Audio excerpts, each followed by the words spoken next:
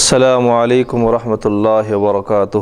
وعلیکم السلام ورحمۃ اللہ۔ الحمدللہ رب العالمین والعاقبۃ للمتقین والصلاة والسلام علی رسولہ الکریم وعلی آلہ واصحابہ اجمعین، اما بعد۔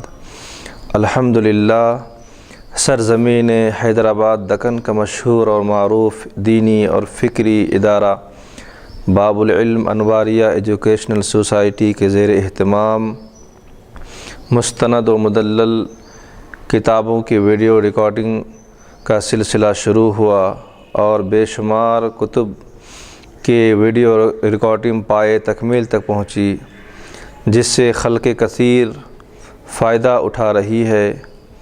اسی سلسلے کو برقرار رکھتے ہوئے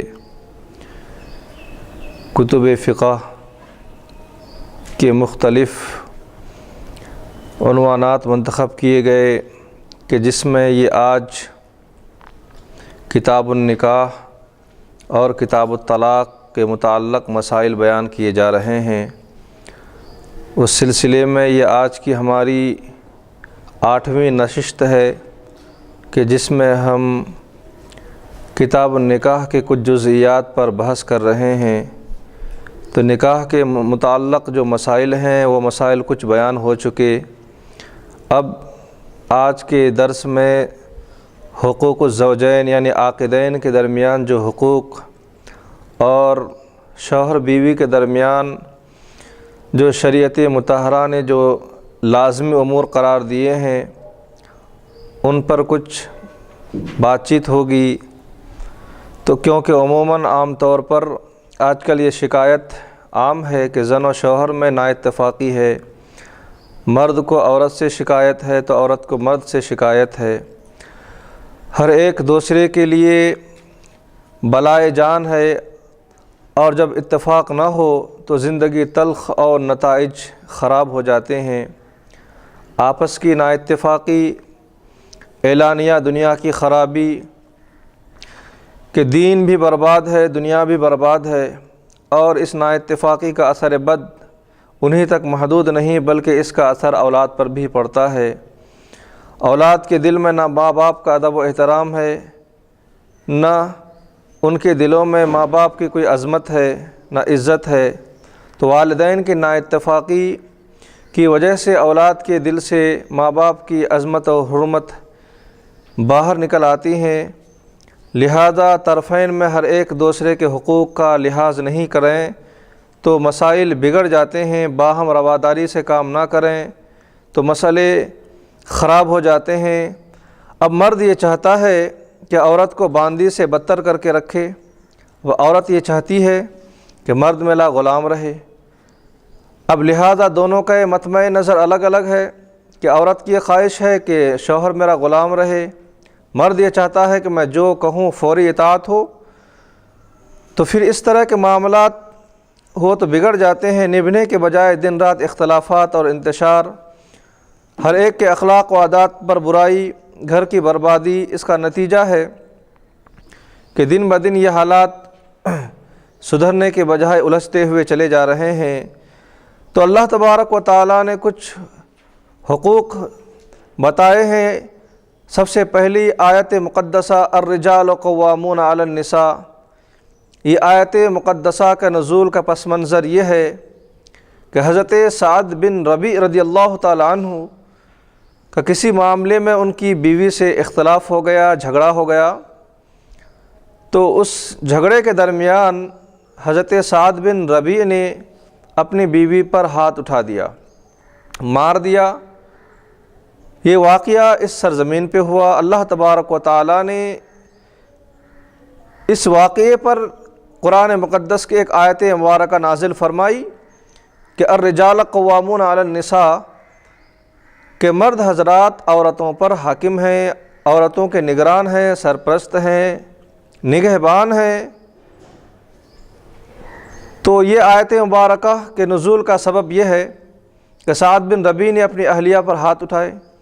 تو اللہ تبارک و تعالیٰ نے یہ قانون بتایا کہ کسی اختلافی معاملے میں فوراً ہاتھ نہ اٹھاؤ، بلکہ سب سے پہلے وعظ و نصیحت ہے، پھر اس کے بعد بستر کو الگ کر لینا ہے، پھر ہلکی سی تنبیہ ہے، پھر اس کے بعد بعض مخصوص معاملے ہیں کہ جس کے اندر بیوی کو مارنے کی اجازت دی گئی ہے، وہ صرف محدود اور 4 مسئلے ہیں جس کا تذکرہ ہو چکا ہے۔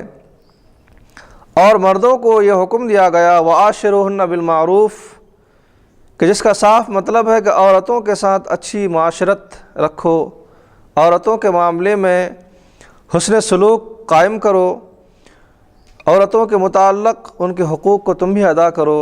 تو جہاں پر شریعت مطہرہ نے مرد حضرات کو یہ حکم دیا کہ وہ عورتوں کے ساتھ اچھا برتاؤ کریں، وہی عورتوں کو حکم دیا کہ وہ شوہروں کی تابعداری اور اطاعت کریں۔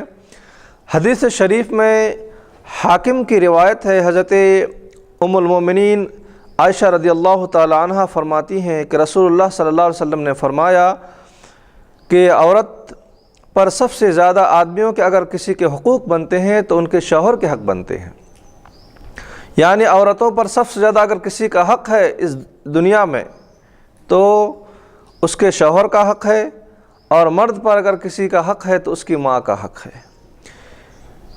تو اس حدیث شریف میں 2 باتیں بیان کی جا رہی ہے کہ عورت پر اس دنیا میں سب سے زیادہ اگر انسانوں میں کسی کا حق ہے، حقوق 2 قسم کے ہوتے ہیں، حقوق اللہ، حقوق العباد۔ حقوق اللہ کا معاملہ الگ ہے، یہ حقوق العباد ہے۔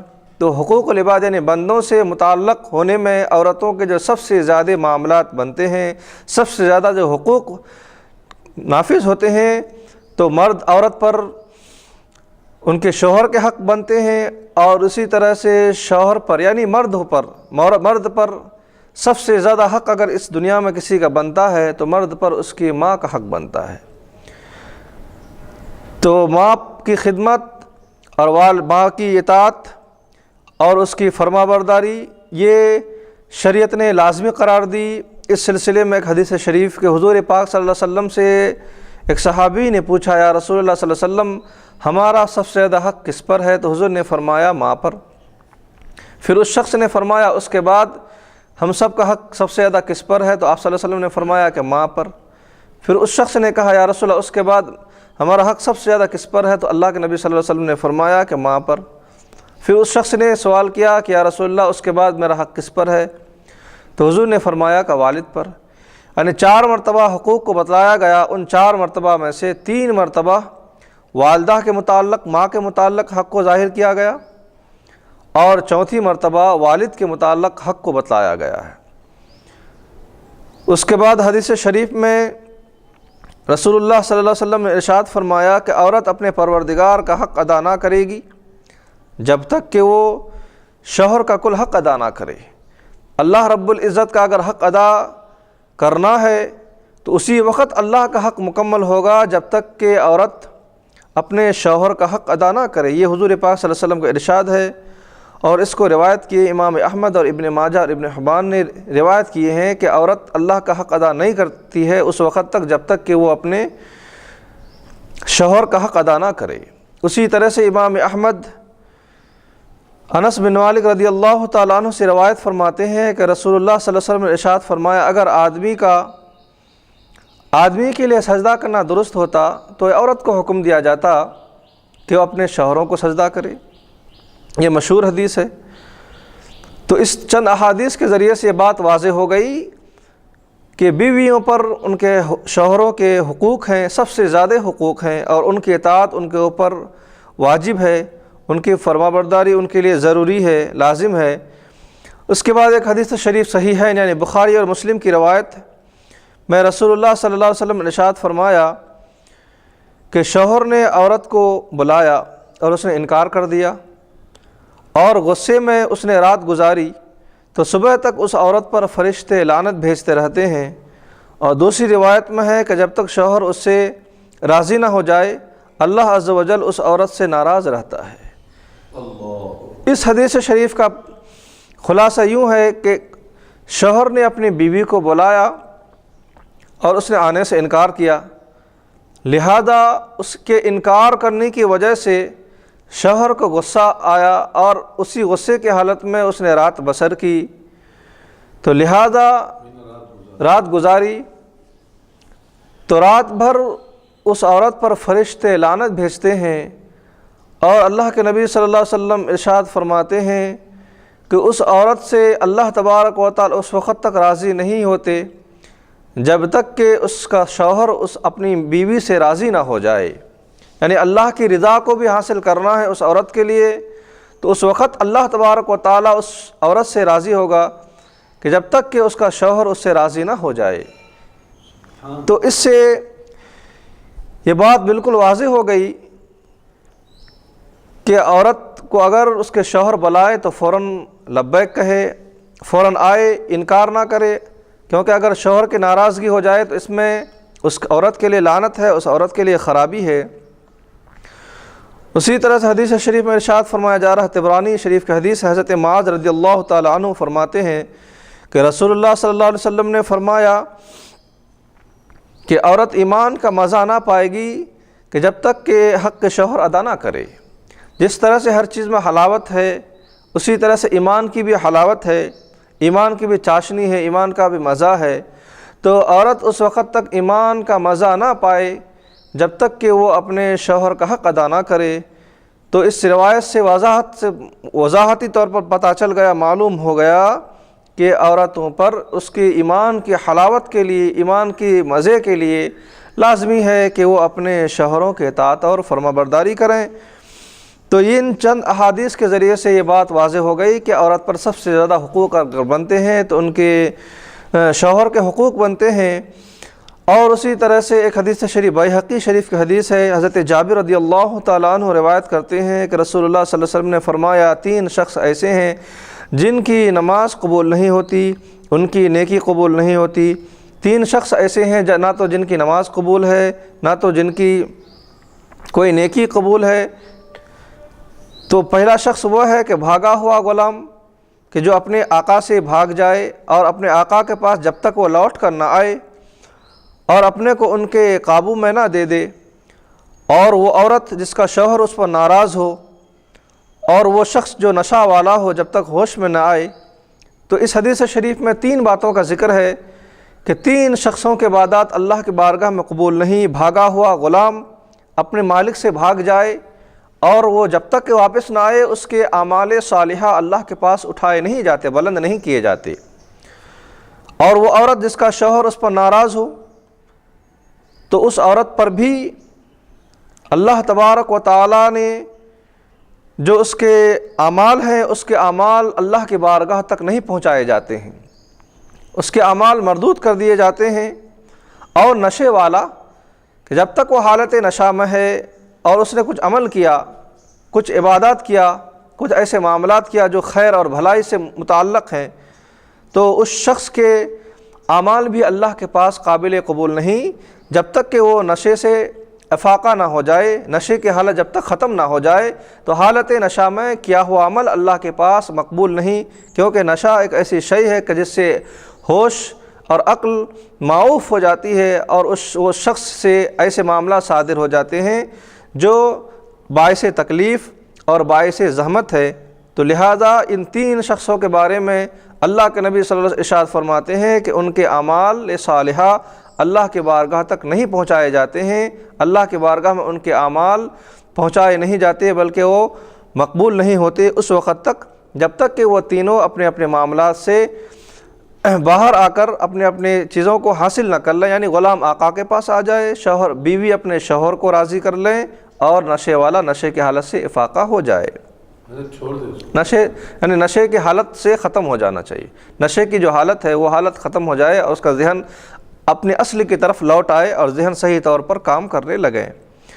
اب اس کے بعد حدیث شریف میں مردوں کو یہ لازم قرار دیا گیا کہ وہ بھی اپنے بیویوں کے ساتھ حسن سلوک کا معاملہ کریں، جیسا کہ قرآن مقدس کی آیت ہے، وَعَاشِرُوهُنَّ بِالْمَعْرُوفِ، اے مردوں کی جماعت تم عورتوں کے ساتھ اچھی معاشرت کرو، حسن سلوک کا برتاؤ کرو۔ حدیث شریف میں نبی پاک صلی اللہ علیہ وسلم نے ارشاد فرمایا، اچھے لوگ وہ ہیں جو عورتوں سے اچھی طرح پیش آئے، اچھے لوگ وہ ہیں جو عورتوں سے اچھی طرح پیش آئیں۔ یہ مردوں پر لازم قرار دیا گیا کہ عورتوں کے ساتھ حق بجانب معاملہ کریں۔ حضور پاک صلی اللہ علیہ وسلم کے متعلق حضرت عائشہ رضی اللہ تعالیٰ عنہ سے پوچھا گیا کہ آپ صلی اللہ علیہ وسلم گھر میں کیسے تھے؟ تو حضرت عائشہ رضی اللہ تعالیٰ عنہ فرماتی ہیں کہ حضور صلی اللہ علیہ وسلم گھر میں بہت ہی مسکرانے والے، آپ متبسم یعنی مسکرانے والے، ہنسمکھ، خوش مزاج، اور طبیعت میں کوئی بوجھ اور کوئی تکلیف کے آثار نہیں، بلکہ سب کے ساتھ گھر میں جو گھر کے جو حالات، گھر کی جو زندگی رہتی تھی آپ کی، بہت ہی مسکراتے ہوئے رہتے تھے۔ ایسا نہیں کہ باہر کے تکالیف کو گھر میں لا کر کے مسلط کر رہے ہیں، باہر کے اختلافی معاملات کا غصہ گھر میں اتار رہے ہیں۔ عموماً یہی دیکھا جاتا ہے کہ مرد حضرات سے اگر کسی باہر سے کسی شخص یا کسی معاملے میں نا اتفاقی ہو گئی، کچھ ایسے حالات پیش آ گئے جس کی وجہ سے انہیں غصہ یا تکلیف کا احساس اور اظہار کرنے لگا، تو اس تکلیف اور اس غصے کا اظہار وہ شخص اپنے گھر میں آ کر اپنی بیوی بچوں پر کرتا ہے۔ یہ شریعت کے خلاف ہے، مغائر ہے کہ بیرونی معاملات کو گھر میں نہ لائیں، بیرونی معاملات باہر تک رہے، کاروبار کا معاملہ باہر تک رہے، گھر کے اندر حسن سلوک ہو، رواداری ہو اور نرم پہلو ہو، خوش مزاجی ہو، اور طبیعت میں کوئی چرچراپن نہ ہو، بلکہ بیرونی معاملات کو باہر ہی رہنے دیں اور گھر کے معاملات کو حسن سلوک سے پیش آئیں۔ تو ان چند احادیث مبارکہ سے یہ بات واضح ہو گئی کہ شوہر کے حقوق بھی ہیں، عورتوں کے حقوق بھی ہیں۔ ہن لباس لکم وانتم لباس لہن، کہ عورتیں ایک مردوں کے لیے لباس ہے، مرد حضرات عورتوں کے لیے لباس ہے۔ اب اس کے بعد جب ایک دوسرے کے حقوق بن گئے، اس مقام پر بتا دیے گئے، وضاحت کر دی گئی، تو اب چند چیزوں پر عورتوں پر مرد حضرات کو ترجیح دی گئی ہے، جس کے متعلق آیت متذکرہ الرجال قوامون علی النساء کہ مرد حضرات عورتوں کے قوام ہیں، عورتوں کے نگہبان ہیں۔ اس آیت مبارکہ سے مرد حضرات کی کچھ فضیلتیں ہوتی ہے، مرد حضرات کے مقام کو کچھ بڑھایا گیا ہے بنسبت عورتوں کے۔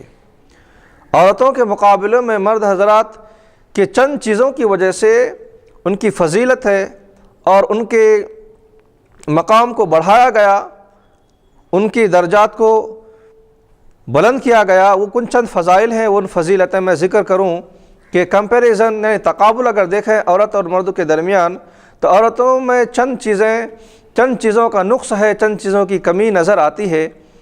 تو سب سے پہلی جو فضیلت کی بات ہے وہ یہ ہے کہ عقل کے اعتبار سے مرد حضرات عقل میں فائق ہیں اور لائق ہیں، کہ مرد حضرات کے عقول کو، عقل کو مستحکم اور مضبوط اس قدر عطا کی گئی کہ اس کے مقابلے میں عورتوں کی عقلیں کم ہوتی ہے اور عورتوں کو ناقص العقل کہا جاتا ہے۔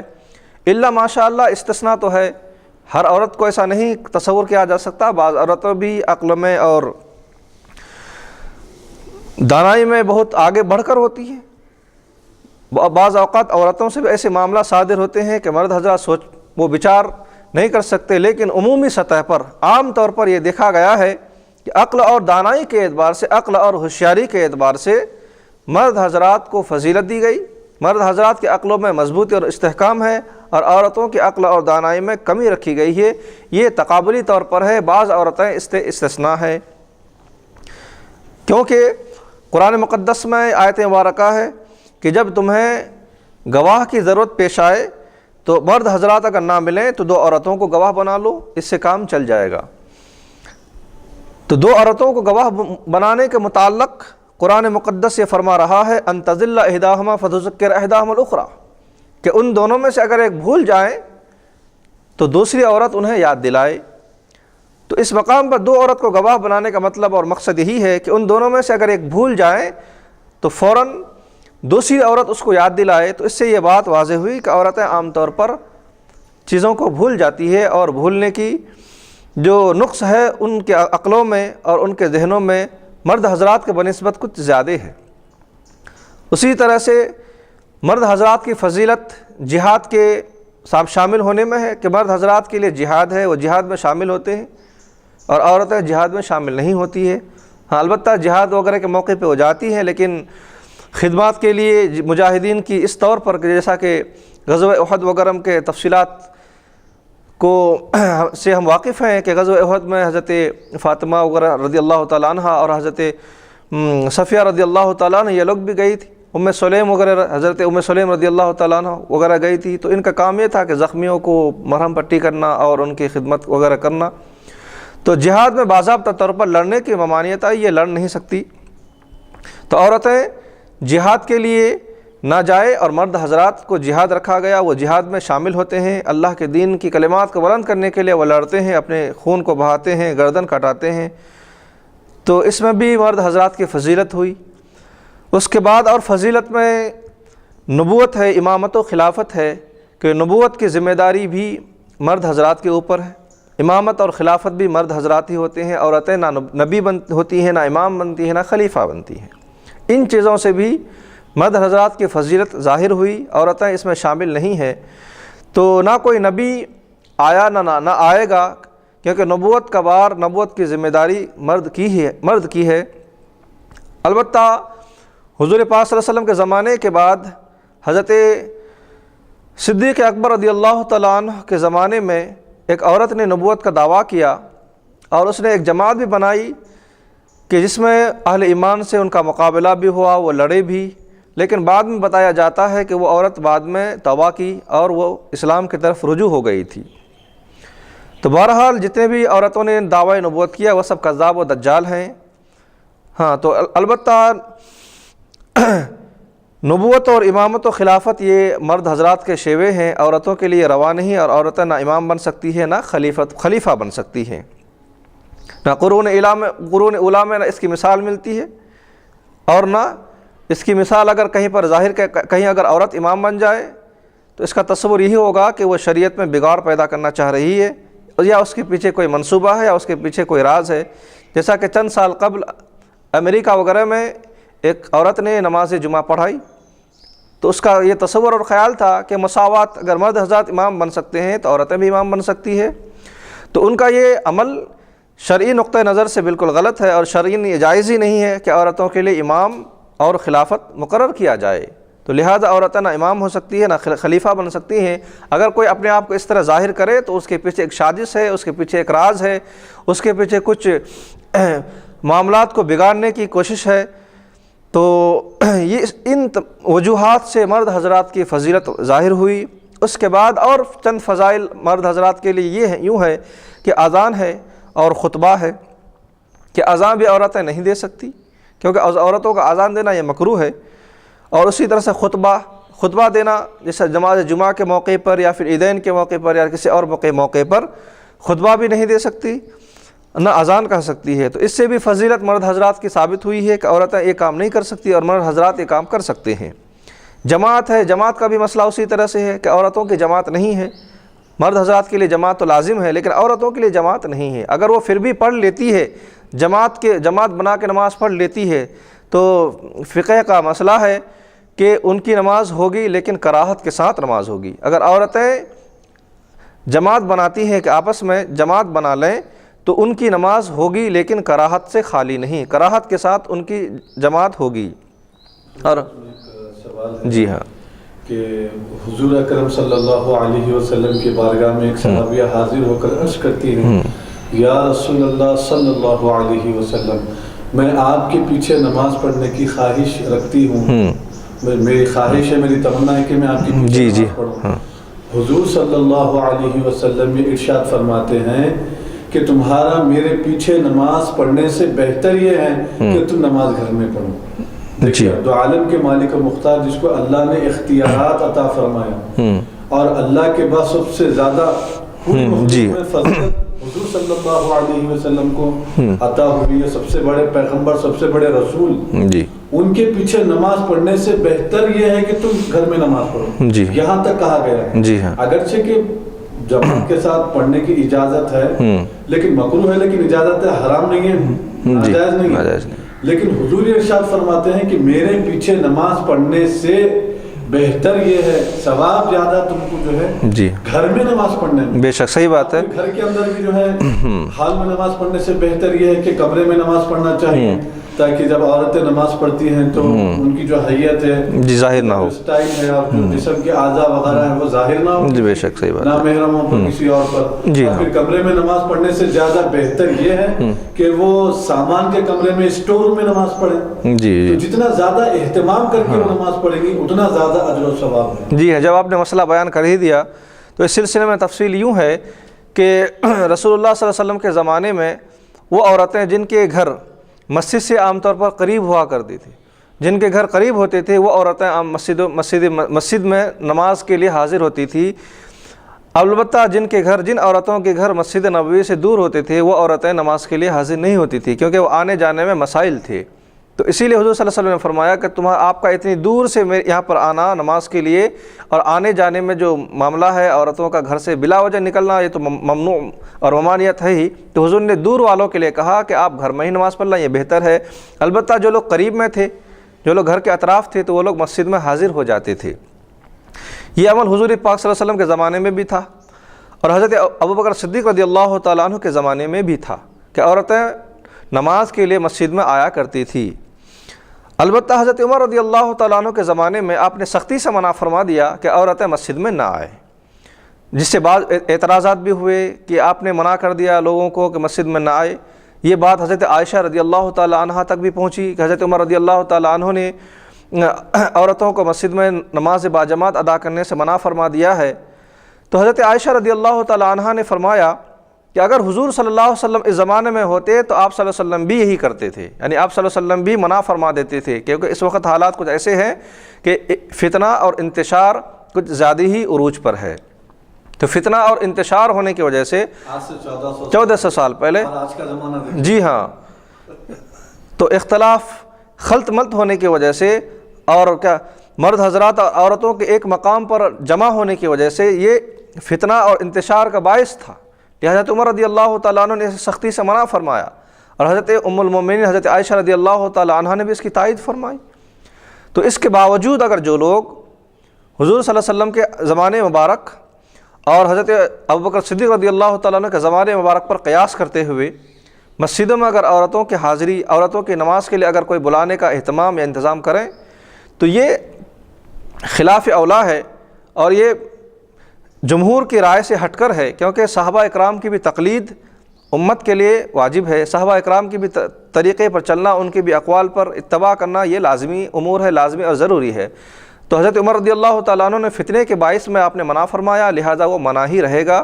اگر صرف کوئی لوگ اس چیز کو اگر جائز قرار دیتے ہیں یا جائز سمجھتے ہیں تو یہ ان کا حضور صلی اللہ علیہ وسلم کے عمل مبارک اور ان کی زندگی کے معاملات میں جو عورتیں آتی تھیں اس پر قیاس کرنا ہے۔ تو اس وقت معاملہ یوں تھا کہ فتنے کا اندیشہ نہیں تھا، عورتیں آتی تھیں، سب سے آخر میں نماز پڑھتی تھی اور وہ چلی جاتی تھی، آخر میں آتی تھی اور سب سے پیچھے نماز پڑھتی تھی، پھر وہ چلی جاتی تھی۔ پھر حضور کے ارشاد بھی ہے کہ وہ تم اندھیرے میں نماز پڑھو، جیسا فجر کے وقت میں مرد حضرات کے لیے ہے کہ آپ اجالے میں نماز پڑھیں اور عورتوں کے لیے ہے کہ آپ اندھیرے میں نماز پڑھیں۔ تو اندھیرے میں نماز پڑھنے کے لیے کیوں کہا گیا؟ اسی لیے کہ جیسا کہ ابھی آپ نے بتایا کہ اندھیرے میں نماز پڑھنے سے کہ زیادہ پردہ ہے اور اس میں اعضاء وغیرہ کی حیتیں، شکل وغیرہ ظاہر نہیں ہوتی ہے۔ اب رہی بات کہ گھر میں نماز پڑھنے کے لیے عورتوں کا جو حکم ہے تو وہ یہ ہے کہ گھر میں ہی ایک مسجد البیت جسے کہا جاتا ہے کہ گھر میں ایک نماز پڑھنے کی جگہ ہو اور اس جگہ پر نماز وغیرہ ادا کی جائے، جسے کہا گیا مسجد البیت، یعنی اس عورتیں اس جگہ اعتکاف وغیرہ کر سکتی ہے۔ تو گھر کے اندر ہی ایک مختص جگہ ہو کہ جہاں پر نماز وغیرہ کی ادائی، تلاوت وغیرہ کی ادائی، اعتکاف وغیرہ کا عمل انجام دی جائے۔ تو ان چند وجوہات سے جی ہاں سوال میرا یہ ہے کہ بعض اس زمانے کے بعض محدثین جو احادیث کا درس دیتے ہیں، اس زمانے کے جو شیخ الحدیث وغیرہ، جی ہاں غالباً نام تو یاد نہیں آ رہا میرے کو، کوئی جی ہاں یو پی وغیرہ کے کوئی ایک عالم ہے، وہ یہ بولتے ہیں کہ عورتیں حضور صلی اللہ علیہ وسلم کے ظاہری حیات مبارکہ میں جی ہاں 3 وجوہات کی بنا پر وہ مسجد نبوی میں حاضر ہوتی تھی۔ جی ہاں نمبر 1 حضور اکرم صلی اللہ علیہ وسلم کا دیدار کرنے کے لیے، نمبر 2 مسجد نبوی میں اگر نماز پڑھی جائے تو وہ ایک نماز 50,000 نمازوں کے برابر ہے، جی ہاں، نمبر 3 علم دین حاصل کرنے کی نیت ہوا کرتی تھی۔ جی ہاں، یہ 3 مقاصد کے تحت عورتیں مسجد نبوی میں حاضر ہوتی تھی۔ تو اس بنیاد پہ وہ آیا جایا کرتی تھی. جی ہاں. اور مسجد حرم میں طواف کرنے کے لیے پھر کعبۃ اللہ شریف میں 1 رکعت 1,00,000 رکعتوں کے برابر ہے. جی ہاں. تو یہاں پر مقصد تھا. تو آج بھی یہ مقصد یہاں پر باقی ہے. جی ہاں. کیونکہ آج بھی عورتیں حضور صلی اللہ علیہ وسلم کی زیارت کرنے کے لیے ان کو وہاں پر حاضر ہونا واجب ہے جو حج کے لیے آتی ہے. جی ہاں. جی ہاں. اور مسجد نبوی میں گویا جو ایک نماز ادا کرتی ہے پڑھتی ہے یا کوئی شخص پڑھتا ہے تو اس کو 50,000 نمازوں کے برابر ہے. اور بعض روایتوں میں یوں بھی آیا ہے کہ اس کا مفہوم یہ ہے کہ اگر کوئی 40 نمازیں میری مسجد نبوی جی ہاں 40 میں پڑھ لیں تو اس کے لیے جو ہے نا مطلب میری شفاعت وغیرہ حلال ہے. جی ہاں. شفاعت حلال ہے دوزخ حرام کوئی جیسے روایتیں آئی ہیں. جی ہاں. تو معلوم ہے کہ یہ 3 مقصد کے تحت صحابیات مسجد نبوی اور مسجد حرم میں حاضر ہوا کرتی تھی. یہ 3 مقاصد تھے. جی. لیکن آج عورتیں اگر وہ جا سکتی ہیں کسی بھی مسجد میں جانا عورتوں کے لیے حرام نہیں ہے لیکن احتیاط کی طور پر منع کیا گیا ہے. رک جانا بہتر ہے. اندیشہ اس زمانے میں تو رک دیے گئے تھے لیکن آج کے زمانے میں تو رکنا بہت زیادہ بہتر ہے. جی ہاں. کیوں؟ تو یہ 2 مقصد آج بھی باقی ہیں. جی ہاں. ایک تو سرکار دو عالم صلی اللہ علیہ وسلم کی زیارت اور دوسرا 1 رکعت 50,000 کے برابر اور مسجد حرم میں 1 رکعت 1,00,000 کے برابر. جی. اور پھر طواف وغیرہ. جی ہاں بالکل بے شک صحیح آپ نے کہا کہ سوال کے ساتھ آپ نے تفصیل سے جواب بھی اس کو اس نے ظاہر کیا کہ 3 مسجدیں ایسی ہیں کہ جہاں پر عبادتوں کا ثواب بڑھ جاتا ہے. مسجد حرام ہے, مسجد اقصیٰ ہے اور مسجد نبوی ہے. یہ 3 مساجد ایسے ہیں, یہ 3 مقامات ایسے ہیں کہ جس مقام پہ عبادت کا ثواب بڑھ جاتا ہے.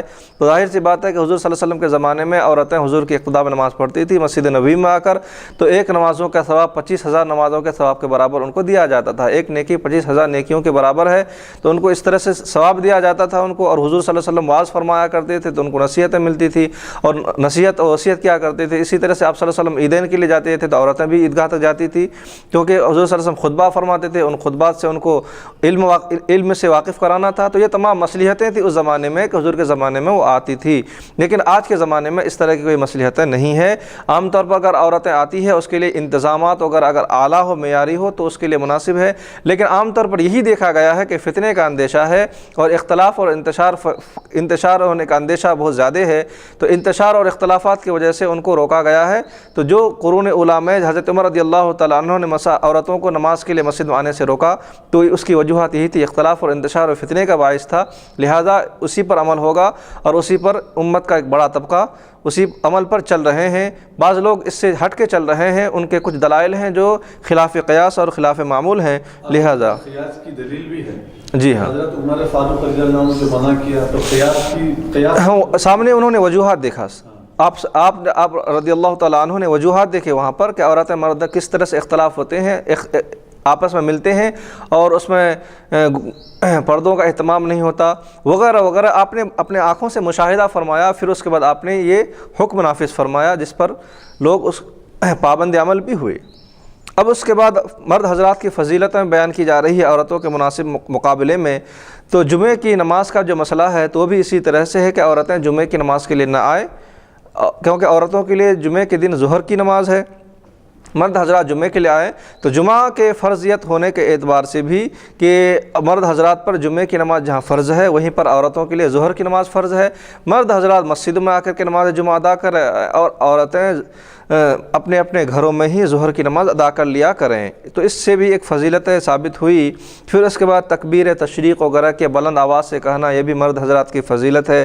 حدود اور قصاص کی شہادت کہ عورتوں کے شہادت تو معتبر ہے بعض معاملات میں, لیکن حدود اور قصاص یعنی کسی شخص کے زیادتی کی وجہ سے اس پر گواہ پیش کی جا رہی ہے.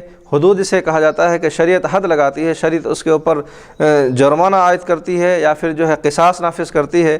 تو ان چیزوں کی شہادت بھی مرد حضرات کی ہی شہادت قابل قبول ہے, عورتوں کی شہادت قابل قبول نہیں ہے. اسی طرح سے وراثت میں 2 حصہ ملنا مرد حضرات کی فضیلت کا باعث ہے کہ میت کے وارثین کے لیے مرد حضرات کے لیے 2 حصے ہیں تو عورتوں کے لیے 1 حصہ ہے. یوصیکم اللہ فی اولادکم للذکر مثل حظ الانثیین. مرد حضرات کے لیے 2 حصے ہیں اور عورتوں کے لیے 1 حصہ ہے. اگر کسی کے میت کے ایک لڑکا یا ایک لڑکی ہے تو ان کے کل مال کو 3 حصوں میں تقسیم کیا جائے اور 3 حصوں میں سے 2 حصہ مرد حضرات کو یعنی ان کے بیٹے کو دیا جائے اور 1 حصہ عورت کو دیا جائے. یعنی 300 روپے ہے تو 300 روپے میں 200 روپے ان کے بیٹے کو ملے گا اور 100 روپے ان کی لڑکی کو ملے گا۔ تو حصے کے زیادتی کے اعتبار سے بھی، وراثت میں زیادہ حصہ آنے کے اعتبار سے بھی مرد حضرات کو فضیلت دی گئی۔ اس کے بعد نکاح اور طلاق کے مالک بھی مرد حضرات ہی ہیں، اسے بھی فضیلت ثابت ہوئی۔ اور نسب اولاد کے جو نسبت کا سلسلہ ہے، نسب کا سلسلہ جو چلتا ہے، وہ بھی والد کی طرف ہے، وہ بھی مرد کی طرف نسبت کی گئی۔ اسی طرح سے نماز اور روزوں کی اکملیت اور کاملیت، کہ نماز روزوں کے کامل یعنی مرد حضرات ہمیشہ نماز پڑھتے ہیں، مہینے میں مکمل طور پر وہ نماز پڑھتے ہیں، مہینہ بھر وہ روزہ رکھتے ہیں، جبکہ عورتیں اپنے ایام کی وجہ سے، عذر شرعی کی وجہ سے پورے مہینے کے نماز ادا نہیں کر سکتی، اسی طرح سے پورے مہینے کے روزے ادا نہیں کر سکتی ایام کی وجہ سے، عذر شرعی کی وجہ سے۔ تو لہٰذا نماز اور روزے کی کامل ہونے کی وجہ سے مرد حضرات کی بھی فضیلت ہے۔ اسی طرح سے داڑھی رکھنا بھی ایک عظمت کا نشان ہے، اس سے بھی مرد حضرات کی فضیلت ہے۔ امامہ باندھنا یہ بھی مرد حضرات کی فضیلتوں میں سے ہے۔ تو یہ فضائل مرد حضرات کے لیے ثابت ہے بنسبت عورتوں کے لیے، کہ جو چیزیں بیان کی گئی یہ فضائل مرد حضرات کو ہے، عورتوں کو یہ فضیلتیں حاصل نہیں ہے۔ تو ایسے معاملات اور مسائل میں کہ جن سے مرد حضرات کی فضیلتیں ثابت ہوئی، اسی لیے کہا گیا الرجال قوامون علی النساء، کہ مرد حضرات عورتوں کے قوام ہیں، نگران کار ہیں وغیرہ۔ تو یہ چیز بیان کیا گیا۔ حقوق زوجین کے بعد کچھ فضائل بیان کیے گئے۔ اب حقوق زوجین میں شوہر پر جو چیزیں لازم ہے، شوہر پر جو چیزیں ضروری ہے، وہ ایک چیز یہ بھی ہے کہ عورت کو نفقہ دے، نفقہ یعنی ان کا خرچہ دے۔ تو خرچے کا معیار کیسا ہو، خرچہ کس طرح سے ہو، ان چیزوں کو بیان کیا جا رہا ہے کہ نکاح کے بعد مرد پر لازم ہے کہ اپنی بیوی کو خرچہ دے۔ تو خرچ کی نوعیت کس طرح سے ہو، اس چیز کو تفصیلاً ذکر کیا جا رہا ہے کہ نفقہ یعنی خرچ عورت کا بنیادی حق ہے، اس کے لیے اتنی مقدار کا لحاظ کرنا ضروری ہے کہ شوہر پر ضروری ہے کہ اس مقدار میں کہ جس سے ان کی اپنی زندگی اچھی طرح سے گزر بسر ہو۔ اب خرچ میں نہ تنگی ہو اور نہ اسراف ہو، یعنی اتنی خرچ عورت کو دینے ضروری ہے، لازمی ہے کہ عورت بغیر تنگی اور بغیر اسراف کے اپنی زندگی کو گزار لیں، اتنی خرچ دینا، اتنا نفقہ دینا ضروری ہے۔ رہا مسئلہ یہ معیار کا، تو چونکہ نفقہ کا ذمہ دار مرد ہوتا ہے، تو اس لیے ان کی حیثیت اور آمدنی کے لحاظ سے اس پر واجب ہوگا، مگر عورتوں کا لحاظ بھی کرنا پڑے گا۔ قرآن مقدس میں اللہ تبارک و تعالی ارشاد فرما رہا ہے علی الموسع قدرہ وعلی المقتر قدرہ، کہ وسعت والے کو، گنجائش والے کو ان کی گنجائش، یعنی وسعت والا جو رزق میں، جو کمائی میں وسعت رکھتے ہیں، تو اپنی وسعت، اپنی گنجائش اور اپنی اضافی خرچ کریں اپنی بیویوں کے لیے۔ اور جو تنگ دست ہیں، جو تہی دست ہیں، ان کے لیے یہ ہے کہ وہ اپنی استطاعت اور گنجائش کے مطابق خرچ کریں۔ تو ایک معیاری کمانے والا شخص اپنی بیوی پر معیاری طریقے سے خرچ کرے، اور ایک کم کمانے والا شخص اپنی بیوی پر اپنی مقدار اور گنجائش سے خرچ کرے، یہ لازم ہے۔ تو عورتوں کے معاملات کا بھی لحاظ کرنا ضروری ہے کہ وہ کس طرح سے، اگر وہ معیاری گھرانے کے ہوں یا اعلیٰ گھرانے کے ہوں، تو اس کو کس طرح سے فراہم کرنا ہے۔ ان کے تنگی، ان کے لیے نفقہ بھی اسی طرح سے دیں کہ ان کے لیے تنگی نہ ہو جائے، ان کے لیے دشواری نہ ہو جائے۔ تو فقہا نے کچھ طبقے مقرر کیے ہیں۔ خوشحال پر اس کی وسعت کے مطابق نفقہ ہے، اور مفلس پر اس کی استطاعت کے مطابق نفقہ ہے۔ تو ایسے فقہا نے خوشحالی اور تنگ دستی کے اعتبار سے اس کی 4 صورتیں بیان کی ہے، کہ خوشحالی اور تنگ دستی کے اعتبار سے 4 صورتیں مقرر کی ہے۔ خوشحالی کی تعریف آگے کریں گے۔ تو 4 صورتوں میں سب سے پہلی صورت یہ ہے کہ اگر شوہر بیوی دونوں کی مالی حالت اچھی ہے، تو شوہر پر اچھی حیثیت کا نفقہ واجب ہے۔ شوہر بھی اچھے کمانے والا ہے، اور بیوی کے پاس بھی الحمدللہ اچھی مال وغیرہ ہے، یا پھر بیوی اچھے گھرانے سی ہے جس میں کھاتے پیتے گھرانے سے تعلق رکھتی ہے، تو شوہر پر یہ لازم ہے کہ یعنی دونوں کے حالات اچھے ہیں، دونوں کے حالات معیاری ہیں۔ شوہر بھی اچھا کما سکتا ہے، شوہر بھی اچھا پہنا سکتا ہے، اڑا سکتا ہے، تو بیوی کی بھی حالات بہت اچھی ہے کہ وہ بھی اپنے گھر میں الحمدللہ اچھی رہتی تھی، کھاتے پیتے گھرانے کی تھی، اور ان کی مالی حالت بھی اچھی ہے۔ تو ایسی صورت میں کہ جب دونوں کی حالت اچھی ہو، دونوں کی حالت مستحکم ہو، یعنی دونوں خوشحال ہوں، تو دونوں خوشحال ہونے کی وجہ سے شوہر پر اچھی حیثیت کا نفقہ دینا واجب ہے۔ اس صورت میں دونوں کی حالتیں اچھی ہو، خوشحال ہوں، تو شوہر پر واجب ہے کہ وہ بیوی کو اچھے نفقے فراہم کرے، اچھے نفقے دیں، خوشحال نفقہ انہیں عطا کرے۔ اب دوسری صورت یوں بیان کیا جا رہا ہے کہ اگر دونوں کے دونوں تنگ دست ہو، دونوں کے دونوں تنگ دست ہو تو تنگ دستی والا نفقہ دیا جائے گا، کہ دونوں کے دونوں کا معیار اتنا اچھا نہیں ہے کہ دونوں کے دونوں تنگ دست ہیں، تو شوہر پر یہ لازمی ہے، ضروری ہے کہ وہ کم سے کم بہت اچھا تو اب نہیں دے سکتا کیونکہ ان کے حالات کچھ اچھے نہیں ہیں، تو لہٰذا اس مقام پر شریعت نے اس کے لیے لازم کیا کہ تنگ دستی کی وجہ سے اپنی بیوی کو بھی تنگی والا نفقہ دیں، تنگ والا نفقہ انہیں عطا کریں۔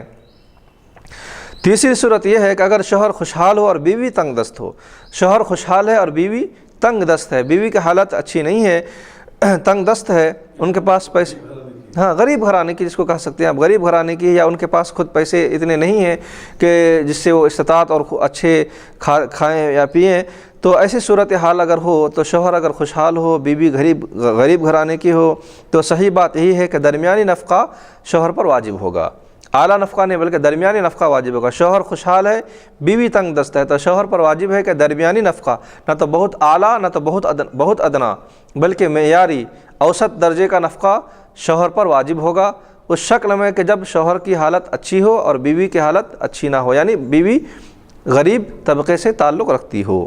یہ تو کرنا واجب ہے شوہر، ہاں واجب ہے یہ نفقہ۔ لیکن اگر حالت شوہر کی اچھی ہے اور شوہر پیسے والا ہے تو بہتر سے بہتر نفقہ دے رہا ہے تو عورت چاہے، ہاں اسی چیز کو بیان کیا جا رہا ہے کہ درمیانی نفقہ تو واجب ہے، ایسا نہیں کہ شوہر بخل کی وجہ سے عورت کی غربت کا فائدہ اٹھائے، کہ یہ تصور کریں کہ عورت غریب گھرانے سے تعلق رکھتی ہے لہذا ہم چند چیزوں سے ہی جو ہم کام چلا لیں گے، نچلے درجے کے نفقے سے ہم کام چلا لیں، ان کی غربت کا فائدہ اٹھاتے ہوئے اپنے پیسے بچائیں بخل کی وجہ سے، یہ ان کے لیے روا نہیں ہے، جائز نہیں، درست نہیں ہے ان کے لیے، ان کو غربت اور تکلیف میں رکھے، بلکہ عورت کو قانوناً اپنے شوہر سے زائد نفقے کا مطالبہ ہوگا۔ یہاں پر مسئلہ بتایا جا رہا ہے کہ شوہر اگر حالت اچھی ہے، خوشحال ہے، اگر بیوی اگر تنگ دست ہے اور غریب گھرانے سے تعلق رکھتی ہے اور وہ نفقہ دینے میں معیاری نفقے کو نہیں دیتا بلکہ وہ ادنا درجہ یا اس کی غربت کا فائدہ اٹھا کر کم سے کم درجے کی وہ نفقہ دے رہا ہے، جو تنگ دست کے لیے جو نفقہ بیان کیا گیا وہ نفقہ اگر دے رہا ہے،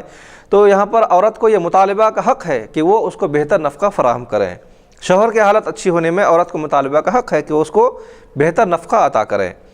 اب اس کے بعد لیکن بہتر اور مستحب یہ ہے کہ جب مالدار عورت غریب ہے تو اس کو اپنے ساتھ ہی کھلائے اور پلائے، کیونکہ حضور پاک صلی اللہ علیہ وسلم سے کسی شخص نے پوچھا یا رسول اللہ صلی اللہ علیہ وسلم میرے بیوی کے حق کیا ہے مجھ پر، تو حضور پاک صلی اللہ علیہ وسلم ارشاد فرماتے ہیں کہ تمہاری اوپر بیوی کا حق یہ ہے کہ آپ صلی اللہ علیہ وسلم نے فرمایا کہ جو تم کھاؤ اس کو بھی کھلاؤ، جب تم پہنو تو اس کو بھی پہناؤ، یعنی تمہارا کھانا پینا دونوں کا یکساں ہو، جو تم پہنو جس معیار کا کپڑا تم پہنو اسی معیار کا کپڑا انہیں بھی پہناؤ، جس معیار کا تم خود کھاؤ اسی معیار کا کھانا تم اپنی بیوی کو بھی کھلاؤ۔ یہ حضور پاک صلی اللہ علیہ وسلم کی حدیث شریف ہے، صریح حدیث شریف ہے، اس کو امام احمد بن حنبل رضی اللہ تعالیٰ عنہ نے اپنی مسند احمد بن حنبل میں اس کو بیان کیا ہے، اس حدیث شریف کو۔ 3 صورتوں کے بعد چوتھی صورت یوں ہے کہ چوتھی صورت یہ ہے کہ مرد تنگ دست ہے اور عورت مالدار ہے۔ اب اس مقام پر یوں ہے کہ مرد کی حالت اچھی نہیں ہے لیکن بیوی کی حالت مستحکم ہے اور وہ مالدار گھرانے سے ہے یا پھر وہ اہل ثروت ہے، مالدار ہے، تو اس صورت میں پھر شوہر کے لیے کیا لازم ہوگا کہ مالدار اور خوشحال گھرانے کی عورت ہے، اس کی بیوی اچھے گھرانے سے تعلق رکھتی ہے، تو اس وقت شوہر اپنی حیثیت کے مطابق تنگ دستی والا ہی نفقہ ادا کرے گا۔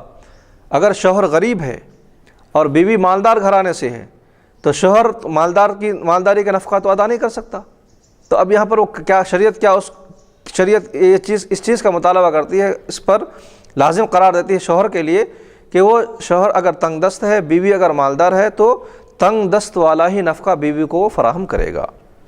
بیوی کے لیے وہ اعلیٰ معیاری نفقہ کا حصول، اعلیٰ معیاری نفقہ وہ فراہم نہیں کر سکتا، گنجائش نہیں ہے، تو لہٰذا وہ تنگ دستی والا ہی نفقہ ہی اس کو عطا کرے گا، مگر عورت کی خوشحالی کے اعتبار سے باقی نفقہ شوہر کے ذمے قرض رہے گا۔ عورت خوشحال گھرانے سے تعلق رکھتی تھی اور یہ نفقہ جو ہے تنگ دستی والا نفقہ دیتا تھا، تو اب اگر شوہر کے حالات بعد میں اچھے ہو جاتے ہیں تو جو تنگ دستی کا جو نفقہ دیا تھا وہ نفقہ اس کے اوپر بطور قرض رہے گا۔ بعد میں اگر حالات اچھے ہو جاتے ہیں تو عورت اس سے مطالبہ کرے گی کہ تم نے مجھ کو غربت کے زمانے میں تنگ دست والا نفقہ دیا تھا، لہٰذا وہ نفقات مجھے اضافی مال کے شکل میں مجھے دے دو، تو بعد میں اگر شوہر کی حالت اچھی ہو جائے تو وہ مطالبہ کرنے کا اسے حق حاصل ہے۔ لیکن عورت کا اخلاقی فریضہ کیا بنتا ہے؟ اگر شوہر غریب ہے اور وہ خود مالدار ہے تو عورت کا اخلاقی فریضہ یہ بنتا ہے کہ وہ شوہر سے زیادہ نفقے کا مطالبہ نہ کرے، کیونکہ اگر شوہر سے زیادہ نفقے کا مطالبہ کرے گی تو اس صورت میں پھر معاملات یوں بگڑ جائیں گے کہ مرد زیادہ نفقے فراہم کرنے کے لیے وہ غلط راستہ چل پڑے گا، ہاں حرام ذرائع اختیار کرنے لگے گا، کیونکہ عورت اس سے مطالبہ کر رہی ہے، فرمائش کر رہی کہ زیادہ مطالبات کر رہی.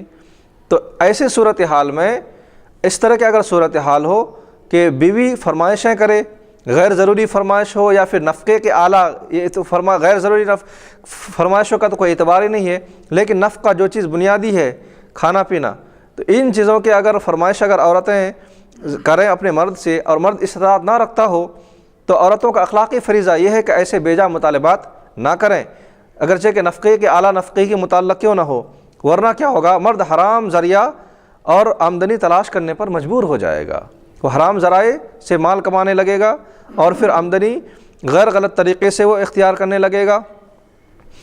پھر شوہر تنگ ہو کر بیوی کو بوجھ سمجھنے لگے گا، اگر وہ اموال کمانے نہیں سکا، اگر وہ زیادہ سے زیادہ مال نہیں لا سکا تو پھر معاملہ یوں نتیجہ ظاہر ہوگا کہ بیوی کے بار بار فرمائش کرنے پر عورت اپنے بیوی کو بوجھ سمجھنے لگے گا، اس کے اوپر اپنے آپ کو محسوس کرے گا کہ یہ میرے اوپر بوجھ ہے. کیوں؟ اس لیے کہ اس کی فرمائش کو پوری نہیں کر پا رہا، وہ چاہتی ہے کہ مجھ کو اعلیٰ نفقہ چاہیے، اعلیٰ نفقہ نہیں دے پا رہا، ان کے ضروریات کو تکمیل نہیں کر رہا. جو بنیادی ضرورت ہیں جو شریعت مطہرہ نے جو لازمی قرار دیا وہ تو دینا ہے، اس کے علاوہ جو اضافی نفقے کے متعلق بات چل رہی ہے، اضافی نفقہ مرد نہیں دے سکتا. کیوں؟ اس لیے کہ وہ تنگ دست ہے اور عورت خوشحال ہے، تو اضافی نفقہ وہ نہیں دے سکتا. لہذا اس مقام پر مرد حرام ذرائع سے کمائی کجائی کرنے لگیں گے، یا پھر جو ہے اپنی بیوی کو وہ تنگ دست سمجھ کر اپنی بیوی سے وہ تنگی اختیار کرنے لگے گا اور اسے بوجھ محسوس کرنے لگے گا. پھر دونوں کی زندگی اور دونوں کے درمیان کا جو زندگی کا جو لطف ہے وہ بے مزہ اور تعلقات خراب ہو جائیں گے. پھر جو شادی کا مقصد ہے وہ فوت ہو کر رہ جائے گا. تو بلا وجہ اور بیجا فرمائشات کی وجہ سے شوہر اگر تکمیل نہیں کر سکا تو پھر زندگی خراب ہو جاتی ہے اور شادی کے مقاصد مفقود ہو جاتے ہیں، دونوں کے درمیان تعلقات بدمزہ ہو جائیں گے. خوشحالی اور تنگ دستی میں جو اختلاف ہے تو اس کے متعلق یہ بیان کیا جا رہا ہے کہ اگر شوہر اور بیوی کے درمیان تنگ دستی اور خوشحالی میں اختلاف ہو جائے تو شوہر کہے کہ میں تنگ دست ہوں اور تنگ دستی والا ہی نفقہ دوں گا، عورت کہے کہ تو نہیں تم خوشحال ہو اس لیے خوشحالی والا نفقہ ہی دینا پڑے گا. تو معاملہ عدالت میں پیش کیا گیا. تو عدالت میں پیش کرنے کے بعد بیوی اپنے دعوے پر گواہ پیش کرے، بیوی کے قول کا اعتبار ہوگا. اگر عورت دعویٰ پر گواہ پیش نہ کر سکی تو پھر شوہر کے قول کا اعتبار کر کے تنگ دست والی نفقہ ہی واجب ہوگا. اگر خوشحالی اور تنگ دستی میں دونوں کے درمیان اختلاف ہو جائے، بیوی یہ کہے کہ میرا شوہر خوشحال ہے اور شوہر یہ کہے کہ میں غریب ہوں، تنگ دست ہوں، لہذا اعلیٰ نفقہ نہیں دے سکتا، تو اس مقام پر بیوی پر یہ لازم ہے کہ وہ گواہ پیش کرے، یعنی مرد اپنے شوہر کی خوشحالی پر وہ گواہ پیش کریں. اگر وہ گواہ پیش کر دیتی ہے تو اس کی بات قابل قبول ہوگی اور اس کو اعلیٰ نفقہ ملے گا. اگر وہ گواہ پیش کرنے سے قاصر ہے تو پھر اسے تنگ دست والا نفقہ ہی انہیں ملے گا. اب اس کے بعد اب تک تو یہ بیان کیا گیا 4 صورت ایسی تھی کہ جس میں عورتوں کو نفقہ دیا جا رہا تھا اور اس کے اوپر نفقے کس طرح سے رائج ہو رہے تھے، لازم ہو رہے تھے. اب اس کے بعد عورت کی خادمہ کا نفقہ، اگر عورت اپنے ساتھ ایک خادمہ خدمت کرنے والی رکھی ہے تو اس خادمہ کا نفقہ کس کے ذمے ہے؟ اس سے پہلے جی ہاں سوال کروں کہ شوہر اگر غریب ہو، بیوی زیادہ پیسے والی ہو، جی ہاں مالدار ہو، تو شوہر کو چاہیے کہ وہ متوسط یعنی تنگ دستی والا ہی نفقہ دے گا. ہاں البتہ پیسے والی عورتیں یہ مطالبہ نہیں کر سکتی کہ کپڑوں کا جوڑا 5,000 روپے کا ہی ہو، 10,000 کا ہی جوڑا ہو، اور جبکہ 100, 150, 200 روپے کے جوڑے میں بھی کام نکل سکتا ہو، کیونکہ شوہر غریب ہے. عورت کو چاہیے تھا کہ وہ انتخاب کرنے سے پہلے دیکھے کہ وہ کس کا انتخاب کرتا ہے. جی ہاں یہ سب چیز پہلے دیکھنا وہ شادی کر رہی ہے. بے شک صحیح بات ہے. جب تو شادی غریب آدمی سے کری ہے محبت کر کے، جو بھی بہرحال پسند کر کے، جب تو جو ہے شادی پسند کر کے غریب شخص سے کری ہے، تو اب تمہارا کام یہ ہے کہ تمہیں صبر کرنا چاہیے. جی ہاں شادی سے پہلے ماں باپ تمہارے کو 5,000 10,000 15 20 نہیں، اس کا اعتبار نہیں ہوگا، 20 ہزار روپے کے جو کپڑے دلاتے تو اس کا اعتبار نہیں ہوگا، اس کا اعتبار یہاں نہیں ہوگا۔ اور شادی کے بعد عورت کے جو معاملات بنتے ہیں، ان کے حقوق جو بنتے ہیں شوہر کے حیثیت کے مطابق بنتے ہیں۔ شوہر جس معیار کا ہوگا، جو شوہر جس حیثیت کا ہوگا، اسی حیثیت کا معاملہ اپنی بیوی کے ساتھ بھی کرے گا۔ وعاشرہن بالمعروف، ان کے ساتھ اچھائی کا معاملہ کرو۔ اسکنہن من حیث سکنتم، تم جہاں رہتے ہو وہیں اس کو رکھو۔ حضور کے حدیث شریف بھی بیان کی گئی کہ حضور نے فرمایا جو تم کھاؤ وہی کھلاؤ، جو تم پہنو وہی تم پہناؤ۔ اگر شوہر 500 روپے کا جوڑ سوٹ پہنتا ہے، یعنی کپڑا پہنتا ہے، لباس اگر خریدتا ہے، تو بیوی کے لیے بھی جو ہے اسی طرح سے 500 روپے کا دے۔ اگر بیوی اگر مطالبہ کرتی ہے کہ نہیں مجھے 1000 روپے کا چاہیے، تو یہ زیادتی ہے۔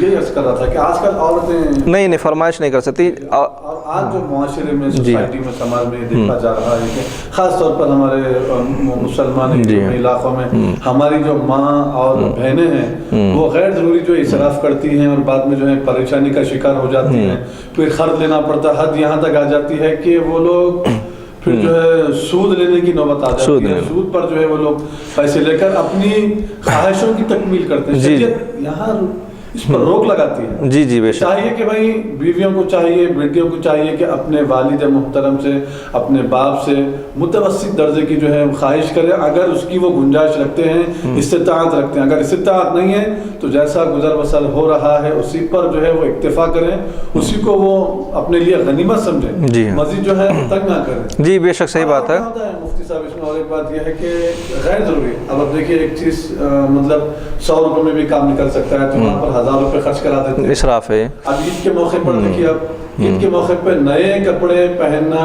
واجب نہیں ہے، بلکہ دھلا ہوا پاک صاف ستھرا کپڑا چاہیے، صاف ستھرا کپڑا پہننا چاہیے۔ اب عید کیا ہے، بس پوچھو مت، لاکھوں روپے ہزاروں روپے خرچ شاپنگ کر دیتے ہیں۔ اب سال بھر پر جو روزمرہ کی جو ضروریات ہے وہ سال بھر اس پر اثر پڑ جاتا ہے، اب ان سے قرضہ لو، پریشانی ہو جاتی ہے۔ جی ہاں، اسی لیے شریعت مطہرہ نے ہر چیز کو وضاحتی طور پر بیان کر دیا کہ اگر عورت اگر اپنے گھر میں، لڑکی اگر اپنے ماں باپ کے یہاں اگر اعلیٰ سے اعلیٰ پہنتی تھی، اعلیٰ سے اعلیٰ کھانا کھاتی تھی، تو اس کا معاملہ اس کے شوہر کے گھر میں نہیں ہوگا۔ اگر اس کا شوہر مالدار ہے تو پھر وہ اپنی حیثیت سے کھلائے گا۔ شوہر اپنے بیوی کے ساتھ جو برتاؤ کرے گا اپنے حیثیت سے ہی برتاؤ کرے گا۔ تو لہٰذا ماں باپ پر بھی یہ چیز لازم ہے کہ اپنی بیوی اپنے بچیوں کے ساتھ اپنے لڑکیوں کے بیجا فرمائشوں کو تکمیل تک نہ پہنچائے، کیونکہ پھر جب وہ عادت بن جاتی ہے تو پھر بعد میں وہ مشکلات درپیش آتے ہیں، کیونکہ جب ایک چیز کی عادت لگ جاتی ہے تو وہ چیز پھر بعد میں مشکل اور دشواریاں بن جاتی ہے۔ لہٰذا پھر وہ فرمائشی کا دور پھر جب اپنے سسرال میں بھی اپنے شوہر سے بھی وہ رواں رکھتا ہے، تو چاہیے خود عورتوں کہ بیجا فرمائش بھی نہ کریں، اپنے گھر میں ایک متوسط انداز میں رکھیں تاکہ بچوں کے بھی دل آزاری نہ ہو اور ان کے اندر بھی احساس کمتری کا شکار نہ ہو، تو ان کی بھی کچھ فرمائش کو پوری کریں، لیکن ایک حد ہے، ایک حد تک اس کی فرمائش کو پوری کریں۔ لہٰذا نئے کپڑے بھی پہنائیں تو ایک معیار ہو اس کی، بہت زیادہ اس اعلیٰ معیار کا بھی نہ ہو کہ قرض لینے کی نوبت یا پیسے سود میں لینے کی نوبت آ جائے۔ سود جو شریعت میں لینا اور دینا دونوں بھی حرام ہے، عام طور پر اہل ایمان اور مسلمان حضرات بھی اس میں ملوث ہوتے جا رہے ہیں۔ یہ بڑا المیہ ہے اور لمحہ فکر ہے کہ لوگ اپنی خواہش کی تکمیل کے لیے سود وغیرہ پہ پیسے اٹھاتے ہیں۔ یہ بڑا ایک اہم آج کے دور کا بڑا ایک اہم مسئلہ ہے، لہٰذا مسلمانوں کو اہل ایمان کو چاہیے کہ اسے اجتناب کریں کہ الراشی والمرتشی کلاہما فی النار۔ یہ حدیث شریف تو رشوت کے متعلق ہے، حضور پاک صلی اللہ علیہ وسلم نے فرمایا کہ سود کا لینا اور دینا بھی حرام ہے۔ اب زیادہ فرمائش کے متعلق ایک آیت مقدسہ سورہ احزاب کی آیت مقدسہ جو ہمیں یاد آئی کہ اللہ کے نبی صلی اللہ علیہ وسلم سے اللہ تبارک و تعالیٰ نے فرمایا قل لازواجک ان کنتن تردن الحیات الدنیا وزینتها فتعالین امتعکن وسرحکن سراحا جمیلا، کہ ازواج مطہرات نے کچھ نفقات میں اضافے کا مطالبہ کیا۔ بعض روایتوں میں آتا ہے کہ کسی ازواج مطہرات نے یمنی چادر کا مطالبہ کیا، لیکن کل ملا کر یہی بات تفسیر میں بیان کی گئی ہے کہ ایک بیوی نے یمنی چادر کی فرمائش کی اور دیگر ازواج نے کچھ نفقے کو اضافہ مانگا، کچھ نفقات کو اضافہ مانگا، یعنی جو دیا جا رہا تھا حضور صلی اللہ علیہ وسلم جو ان کو پیش کر رہے تھے تو اس سے کچھ انہوں نے بڑھ کر مطالبہ کیا۔ تو بڑھ کے مطالبات کرنے کی وجہ سے رب تعالیٰ نے قرآن مقدس میں ایک قانون نافذ کیا، ایک قانون بتایا، کل ازواجک، اے نبی صلی اللہ علیہ وسلم آپ اپنے ازواج سے کہہ دیں، ان کنتن تردن الحیات الدنیا، اگر آپ دنیا کی زندگی چاہ رہے ہیں، دنیا کا مال و متاع چاہ رہے ہیں، اس مقام پر کوئی بیجا فرمائش نہیں ہے، صرف یہ ہے کہ جو نفقہ دیا جا رہا ہے اس میں تھوڑی مقدار میں بڑھا دیا جائے، تھوڑی مقدار میں اضافہ کر دیا جائے، کہ اگر آپ کیا کہتے ہیں کہ 1 کلو دے رہے ہیں دن میں، تو 1 کلو اناج کی جگہ 1.25 کلو دیا جائے یا 1.5 کلو دیا جائے، تو تھوڑی سی مقدار کو بڑھایا جائے. تو اس مطالبے نے ایک قانون کو نافذ کر دیا. سورہ احزاب کی آیت مقدسہ، قل یا ایھا النبی ان کنتن تردن الحیات الدنیا وزینتہا فتعالین، کہ تم اگر دنیا کے ساز و سامان چاہتے ہو، حضور صلی اللہ علیہ وسلم اپنے ازواج سے کہہ رہے ہیں کہ اگر آپ کو دنیا چاہیے، دنیا کا مال و متاع چاہیے، فتعالین تو چلے آؤ، فتعالین آ جاؤ، امتعکن میں تمہیں دے دوں گا. امتعکن یہ کیا ہے؟ امتعکن کے معنی ہے کہ وہ رخصتی کے وقت جو ایک جوڑا دیا جاتا ہے، امتعکن میں تمہیں عطا کر دوں گا، وسرحکن سراحا جمیلا، اور میں تمہیں ایک بہت ہی اچھے انداز میں تمہیں آزاد کر دوں گا. تو نفقے کے اضافی مطالبے میں اللہ تبارک و تعالیٰ نے قانون بنایا. ازواج مطہرات کے متعلق جو ساری کائنات کے سب سے فضیلت والی عورتیں ہیں، ساری کائنات میں اس فضیلت کو کوئی پہنچ ہی نہیں سکتے، تو قیامت تک سب کے لیے قانون بنایا گیا ہے. ازواج مطہرات کی اس عمل مبارک کو دیکھیں کہ انہوں نے صرف اضافی کچھ نفقہ کو چاہا تو ایک قانون رب تعالیٰ نے اتارا ہے، یمنی چادر یا پھر کچھ نفقے میں اضافہ. ان کنتن تردن اللہ ورسولہ، اگر تم چاہ رہے ہیں اللہ اس کے رسول کو، اس کے بعد اگر تم چاہ رہے ہیں دنیا کے مال و متاع کو، تو ہم تمہیں دینے کے لیے تیار ہیں.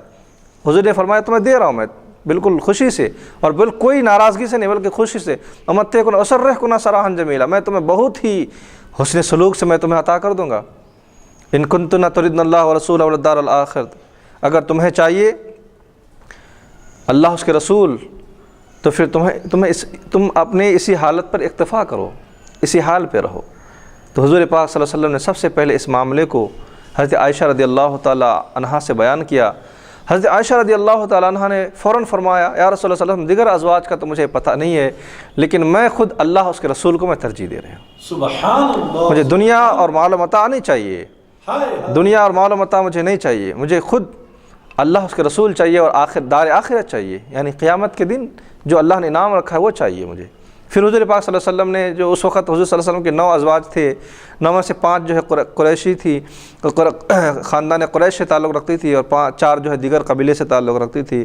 حضرت ام حبیبہ سے آپ نے فرمایا، انہوں نے بھی کہا، حضرت ام سلمہ سے بھی آپ نے تذکرہ کیا، انہوں نے بھی. بہرحال کسی 9 ازواج نے بھی، کسی نے بھی یہ نہیں کہا کہ یا رسول اللہ صلی اللہ علیہ وسلم مجھے دنیا اور مال و متاع چاہیے. حضور کی معیت اور صحبت کو کیسے چھوڑ سکتے ہیں وہ لوگ؟ نہیں چاہیے. انہوں نے اپنی فرمائش کی تھی، بتقاض بشریت ہو گیا، لیکن انہوں نے اس سے دستبرداری حاصل کی. انہوں نے تو فرمائشوں کے متعلق رب تعالیٰ نے قانون بنایا ہے، اس پر عمل ہونی چاہیے. عسر اور یسر کا جب معیار ہے کہ تنگ دستی اور خوشحالی کسے کہیں گے، اس کی تعریف کیا ہے کہ عورت کس حال میں خوشحال کہلائے گا، یا مرد کس حال میں خوشحال کہلائے گا، یا مرد کس حال میں تنگ دست کہلائے گا، یا عورت کس حالت میں، کن حالتوں میں تنگ دست کہلائے گی. اس کے متعلق تذکیہ جا رہا ہے کہ سب سے پہلے اسے زکوٰۃ کے نصاب میں قیاس نہ کریں. عام طور پر عمومی طور پر یہ دیکھا جاتا ہے کہ جس کا نصاب زکوٰۃ تک نہ پہنچے وہ مالدار ہے، جس کا نصاب زکوٰۃ تک نہ پہنچے وہ معاشرے میں عام طور غریب کہلاتے ہیں، فقیر کہلاتے ہیں، اور جس کا نصاب زکوٰۃ تک پہنچ جاتا ہے وہ مالدار کہلاتے ہیں، وہ زکوٰۃ دے رہا ہے، وہ پیسے خرچ کر رہا ہو، زکوٰۃ دے رہا ہو. تو زکوٰۃ کے نصاب پر عسر اور یسر کو قیاس نہیں کیا جا سکتا. البتہ تنگ دست وہ شخص ہے کہ جس کے پاس صدقہ فطر اور قربانی واجب نہ ہو. ایسا شخص کہ جس کے پاس صدقہ فطر کے لیے کیا ہے، ضروریات زندگی کے علاوہ کچھ اضافی چیزیں ہونا، کہ آدمی کھاتے پیتے ہوئے جا رہا ہے تو صدقہ فطر ادا کر دے جو اس کی ایک مقدار ہے. یا پھر قربانی کے لیے جو اس کے پاس پیسے ہونے ہیں، قربانی کے لیے جو پیسے ہیں وہ 52 تولے 52.5 تولے سونا ہے، اور جو ہے کیا کہتے ہیں کہ 52.5 تولے چاندی ہے، اور 7.5 تولے سونا ہے. اور دیگر اختلافی اس میں اس کے تقرر میں اس کے متعین میں یوں اختلاف ہے کہ بعض نے اس کو 40 تولے چاندی قرار دیے ہیں اور 6 تولے ساڑھے 6 تولے سونا قرار دیا ہے۔ تو میں نے جو اضافی ہے زیادہ جو مقدار ہے اس مقدار کو میں نے بیان کیا۔ اس میں کثیر طبقہ علماء کے اس میں جاری و ساری ہیں کہ 52.5 تولے چاندی اور 7.5 تولے سونے جس کے پاس ہوں وہ شخص زکوٰۃ دے گا، وہ شخص قربانی بھی دے گا، لیکن زکوٰۃ کے لیے شرط ہے سال گزرنا اور قربانی کے لیے سال گزرنا شرط نہیں ہے۔ تو جس کے پاس اس مقدار میں رقم ہو، اگرچہ کہ سال نہ گزرے، تو وہ شخص خوشحال کہلائے گا، وہ شخص مالدار کہلائے گا اور اس کے اوپر خوشحالی والا نفقہ نافذ ہوگا۔ اور صدقہ فطر قربانی واجب ہوتی ہے تو وہ شخص خوشحال سمجھا جائے گا۔ اگر یہ چیز ان کے اوپر واجب نہیں ہوتی ہے، صدقہ فطر نہ واجب ہے نہ اس کے اوپر قربانی واجب ہے، تو وہ شخص تنگ دست کہلائے گا، غریب کہلائے گا وہ شخص، تو اس کو غربت کا نفقہ ہے اس کے لیے دینا پڑے گا۔ اب اس کے بعد عورتوں کے کچھ اضافی جو چیزیں ہوتی ہے، جیسے آلائش اور زیبائش کے جو چیزیں ہوتی ہے، اس کے متعلق کیا حکم ہے، شریعت مطہرہ کے سلسلے میں کیا حکم ہے۔ تو کھانے اور کپڑے، مثلا معقولات یہ دینا لازم ہے، کھانے اور کپڑے دینا ہے۔ مثال کے طور پر آٹا ہے، چاول ہے، پانی ہے، نمک ہے، لکڑی ہے، تیل ہے، سالن ہے وغیرہ۔ تو یہ چیزیں شوہر پر لازم ہے، واجب ہے کہ وہ یہ چیزیں اپنی بیوی کو دیں، تیل، سالن، آٹا، کپڑا وغیرہ دیں، عطا کریں اس کو۔ مگر اس کے علاوہ کچھ آلائش و بالائش کی جو زیبائش کی جو سامان ہے، وہ چیزیں جو عورتوں کی صحت اور اس کی صفائی ستھرائی کے لیے ضروری ہوتی ہیں، وہ بھی نفقے میں داخل ہیں۔ یعنی جس کی وجہ سے عورتوں کے صحت میں اثر انداز ہوتے ہیں، صحت میں جس سے متاثر ہو، تو وہ چیزیں جو ہے اس کے اوپر بھی کیا ہے، دینا ہے۔ تو مثال کے طور پر صابن ہے کہ یہ چیزیں جیسے تیل ہے، کنگھی ہے، یہ چیزیں آدمی کے لیے ضرورت ہے۔ یہ تو نفقے میں نہیں ہے، یہ خرچے میں، کھانے پینے میں نہیں ہے، لیکن ضروری تو ہے یہ۔ صابن، تیل کا انتظام، کنگھی کا انتظام کرنا، تو یہ تو ضروری ہے۔ اگر یہ نہ دیا جائے تو مسئلہ یوں ہوگا کہ اگر یہ چیزیں فراہم نہ کی جائے تو پھر بکھرے ہوئے بال رہیں گے، سر میں اگر تیل نہ ہو تو کس طرح سے وہ نظر آئیں گے، اور کنگھی نہ ہو، صابن سے اگر نہ نہائے تو کس طرح سے جو ہے ان کے اعضاء میں میل جمے ہوئے رہیں گے۔ تو شوہر پر لازم ہے کہ کچھ آرائش یعنی زیب و زینت کی وہ سامان جو عورت کے لیے لازمی ہے، اگر وہ چیزیں انہیں نہ دیا جائے تو اس کے صحت کو نقصان کا اندیشہ ہے، اس کے صحت کو متاثر ہونے کا اندیشہ ہے، تو وہ چیزیں زیب و زینت کی وہ چیزیں بھی دینا ضروری ہے۔ ہاں، جیسے صحت کو کوئی نقصان نہیں ہے، وہ چیزیں اس کے اوپر واجب نہیں ہے۔ تو نفقے کے علاوہ زیب و زینت کی وہ چیزیں جو عورت کے صحت کو مانوس کر عورت کے صحت کے لیے ضروری ہو، وہ چیزیں بھی انہیں دینا ضروری ہے۔ اب اسی طرح سے سرما ہے، تیل ہے، کنگھی ہے وغیرہ چیزیں دینا، یہ چیزیں اس کے لیے ضروری ہے، دینا چاہیے، ورنہ صحت متاثر ہوتی ہے، تو یہ چیزیں لازم ہوگا۔ اب جس سے آرائش مقصود ہوتی ہے، مثال کے طور پر البتہ وہ سامان جو صرف اور صرف آرائش اور زیبائش کے لیے استعمال ہو، بغیر اس کے بھی کام چل سکتا ہے اور صحت وغیرہ پر اس کا کوئی اثر نہیں پڑتا، صحت اس کے بغیر صحت متاثر نہیں ہوتی ہے، تو اس کا مرد پر پورا کرنا ضروری نہیں ہے۔ یعنی جس سے صحت متاثر نہ ہو وہ چیزیں عورت کو دینا کوئی ضروری اور لازمی نہیں ہے۔ مثال کے طور پر پان ہے، اگر کوئی شخص پان نہ کھائے تو کچھ بھی نہیں ہونے والا، اس سے کوئی فرق نہیں پڑے گا۔ تو عورت اگر پان کھاتی ہے تو شوہر پر یہ چیز لازم نہیں ہے کہ وہ عورت کو پان فراہم کرے، کیونکہ اس سے اس کی زندگی پر کوئی اثر نہیں، اگر وہ چھوڑ دے تو کوئی اثر نہیں پڑے گا۔ اسی طرح سے تمباکو ہے، تمباکو کا استعمال ہے، عورت اگر تمباکو کھاتی ہے تو مرد پر لازم نہیں ہے کہ وہ دے، اگرچہ کہ پہلے بتایا گیا کہ اگر ایسی چیز جو بیوی استعمال کرے جس سے شوہر کو تکلیف ہو تو وہ اس کو جبراً روک سکتا ہے، منع کر سکتا ہے، یہ پہلے مسئلہ بیان کیا گیا۔ لیکن نفقے کا بیان چل رہا ہے، خرچ کا بیان چل رہا ہے، تو کیا یہ چیزیں بھی عورت کو ایک چیز کی عادت لگی ہوئی ہے، تمباکو یا پان کھانے کی عادت لگی ہوئی ہے، تو کیا مرد پر لازم ہے کہ ان کو یہ چیزیں عطا کرے، فراہم کرے؟ تو مرد پر یہ چیزیں لازم نہیں ہے۔ اسی طرح سے پاؤڈر ہے، خضاب ہے کہ بالوں کو کلر کرنے کے لیے کالے رنگ کا کلر کرنا تو حرام ہے، تو سب جانتی ہی ہیں خضاب میں، جیسا کہ دوسرے مہندی وغیرہ کا ہے، مہندی وغیرہ کا استعمال جائز ہے، تو عورتیں سر پر جو ہے خضاب وغیرہ لگائیں یا عطر وغیرہ ہے، یہ چیزیں لگائیں، تو اس کا انتظام کیا ہے، مرد پر واجب نہیں ہے۔ ہاں، اگر مرد عورت سے زیب و زینت کا مطالبہ کرے، مرد اگر یہ کہے کہ عورت سے کہ کیوں اس طرح سے زندگی گزار رہے، بلکہ کچھ صاف ستھرے رہو، کچھ اچھے پاؤڈر وغیرہ لگا کے، یا پھر جو ہے سرما وغیرہ، عطر وغیرہ لگا کے، بال سفید ہو چکے ہیں لہذا لال رنگ کی مہندی لگا لو، یہ چیزوں کا اگر مطالبہ کر رہا ہے تو شوہر کی طرف سے اگر ایسے مطالبات ہوں تو یہ چیزیں لازم ہے کہ یہ سامان لا کر بھی دے، عورت پر اس کا استعمال کرنا لازم ہوگا۔ تو اب یہاں پر یہ چیزیں اگر مطالبہ ہو رہا ہے تو وہ چیزیں لا کر دینا ہے اس کو، اور وہ عورتوں پر لازم بھی ہے کہ لا کر دینے کے بعد اس کا استعمال کرے، اس کو یوں ہی نہ رکھ دے بلکہ اس کا استعمال بھی کرے۔ اس کے بعد عورت دھوبی کا خرچ، دھوبی کپڑے دھلنے کے لیے بیوی جو ہے دھوبی کا استعمال کر، دھوبی کو انہوں نے کپڑے دیا ہے استری وغیرہ کے لیے دھونے کے لیے، تو اس کا خرچہ کس کے ذمے میں ہوگا؟ تو مردوں کے ذمے کپڑا دھونے کے لیے صابن اور پانی کا انتظام کر دینا ہے۔ اب عورت اپنے ہاتھ سے کپڑا دھو کر پہنے یا دھوبی کی تنخواہ یا استری وغیرہ کا خرچ مرد پر نہیں ہے۔ تو مرد کی ذمہ داری یہ ہے کہ عورت کو صابن اور پانی کا انتظام کر دے۔ اب اس کے بعد جب رہا دھونے کا جو مسئلہ ہے، یا پھر جو ہے کیا کہتے ہیں کہ بیوی کو کپڑے کو جو استری کا جو مسئلہ ہے، اگر عورت اگر کپڑے دھوبی کے پاس دھلا رہی ہے یا پھر جو ہے اس پر استری کرا رہی ہے تو اس کا خرچہ مرد پر لازم نہیں ہے بلکہ عورت کو ہی اس کا خرچہ ادا کرنا پڑے گا، ورنہ صابن اور پانی سے وہ خود بھی دھو سکتی تھی، اگر اس نے نہ دھوئی، اگر وہ نہ دھوئی تو وہ کسی اور سے دھلوائے دھوبی وغیرہ سے، تو اس کا اخراجات بھی اس کے ذمے میں ہے۔ اسی طرح سے علاج کا جو مسئلہ ہے، اسی طرح شوہر پر زوجہ مریض کی دوا اور علاج کرنا، فسد حجامت وغیرہ کی اجرت واجب نہیں ہے۔ اگر شوہر علاج کروا دیتا ہے تو اس کا احسان و تبرع ہے، ورنہ عورت خود اپنے لیے خرچ کے لیے دوا وغیرہ لے لے۔ اب یہاں پر ایک مسئلہ بیان کیا جا رہا ہے، ایک اہم مسئلہ ہے، اس میں دو طبقے ہیں، ایک متقدمین اور ایک متاخرین فقہا۔ متقدمین اور متاخرین کے درمیان کچھ یوں اختلاف ہے کہ متقدمین علماء نے فقہاء نے متقدمین کے معنی ہے جو 300 ہجری سے پہلے جو فقہاء ہیں تو ان کو متقدمین کہا جاتا ہے، 300 ہجری کے بعد کے جو فقہاء ہیں ان کو متاخرین کہا جاتا ہے۔ تو فقہ میں مسائل میں اختلاف ہوتے ہیں کہ ایک مسئلے پر متقدمین کا اتفاق ہوتا ہے اور بعض کے متاخرین اس مسئلے کو انکار کر دیتے ہیں صورت اور حالات کی وجہ سے، جیسا کہ بچے کے تولد کے وقت، بچے کے پیدائش کے وقت جو اخراجات ہیں وہ کس کے ذمہ ہوں گے؟ تو متقدمین کہتے ہیں کہ وہ ذمہ داری عورت پر ہوگی، لیکن متاخرین کہتے ہیں کہ نہیں، وہ ذمہ داری مرد پر ہوگی۔ تو اس میں اختلاف ہے، اور فتویٰ متاخرین پر ہے، متاخرین کے اقوال پر فتوے ہیں۔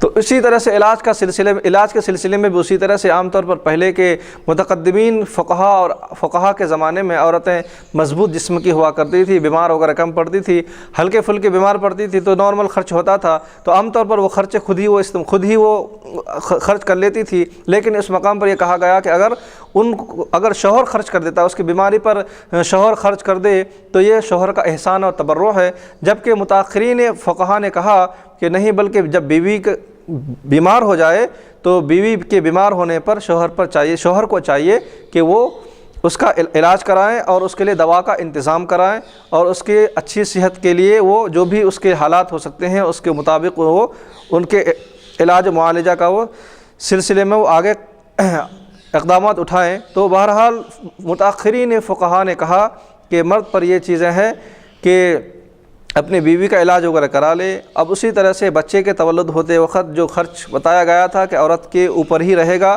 لیکن بعد کے فقہا متاخرین نے کہا ہے کہ نہیں، بلکہ عورت کے بچہ تولد ہوتے وقت جو فقہا ہے انہوں نے کہا کہ وہ خرچ بھی مرد کو ہی برداشت کرنا پڑے گا۔ بعد کے علماء کی یہ نئی تحقیق ہے۔ تو علماء متقدمین محققین نے فیصلہ صادر فرمایا کپڑے کی دھلائی وغیرہ کا صرفہ مرض کی وجہ سے علاج کا صرفہ اس کے بچے کے تولد کے وقت اگر دائی کو عورت نے بلایا ہے تو اس کی مزدوری وغیرہ شوہر پر نہیں، اگر شوہر دے دے تو اس کا تبرع احسان ہے۔ یہ متقدمین فقہا کا یہ مسلک ہے، لیکن متاخرین نے بعد کے علماء و فقہا اور محققین نے کہا ہے کہ نہیں، ان تمام چیزوں کی ذمہ داری بھی مرد پر ہی ڈالنی چاہیے۔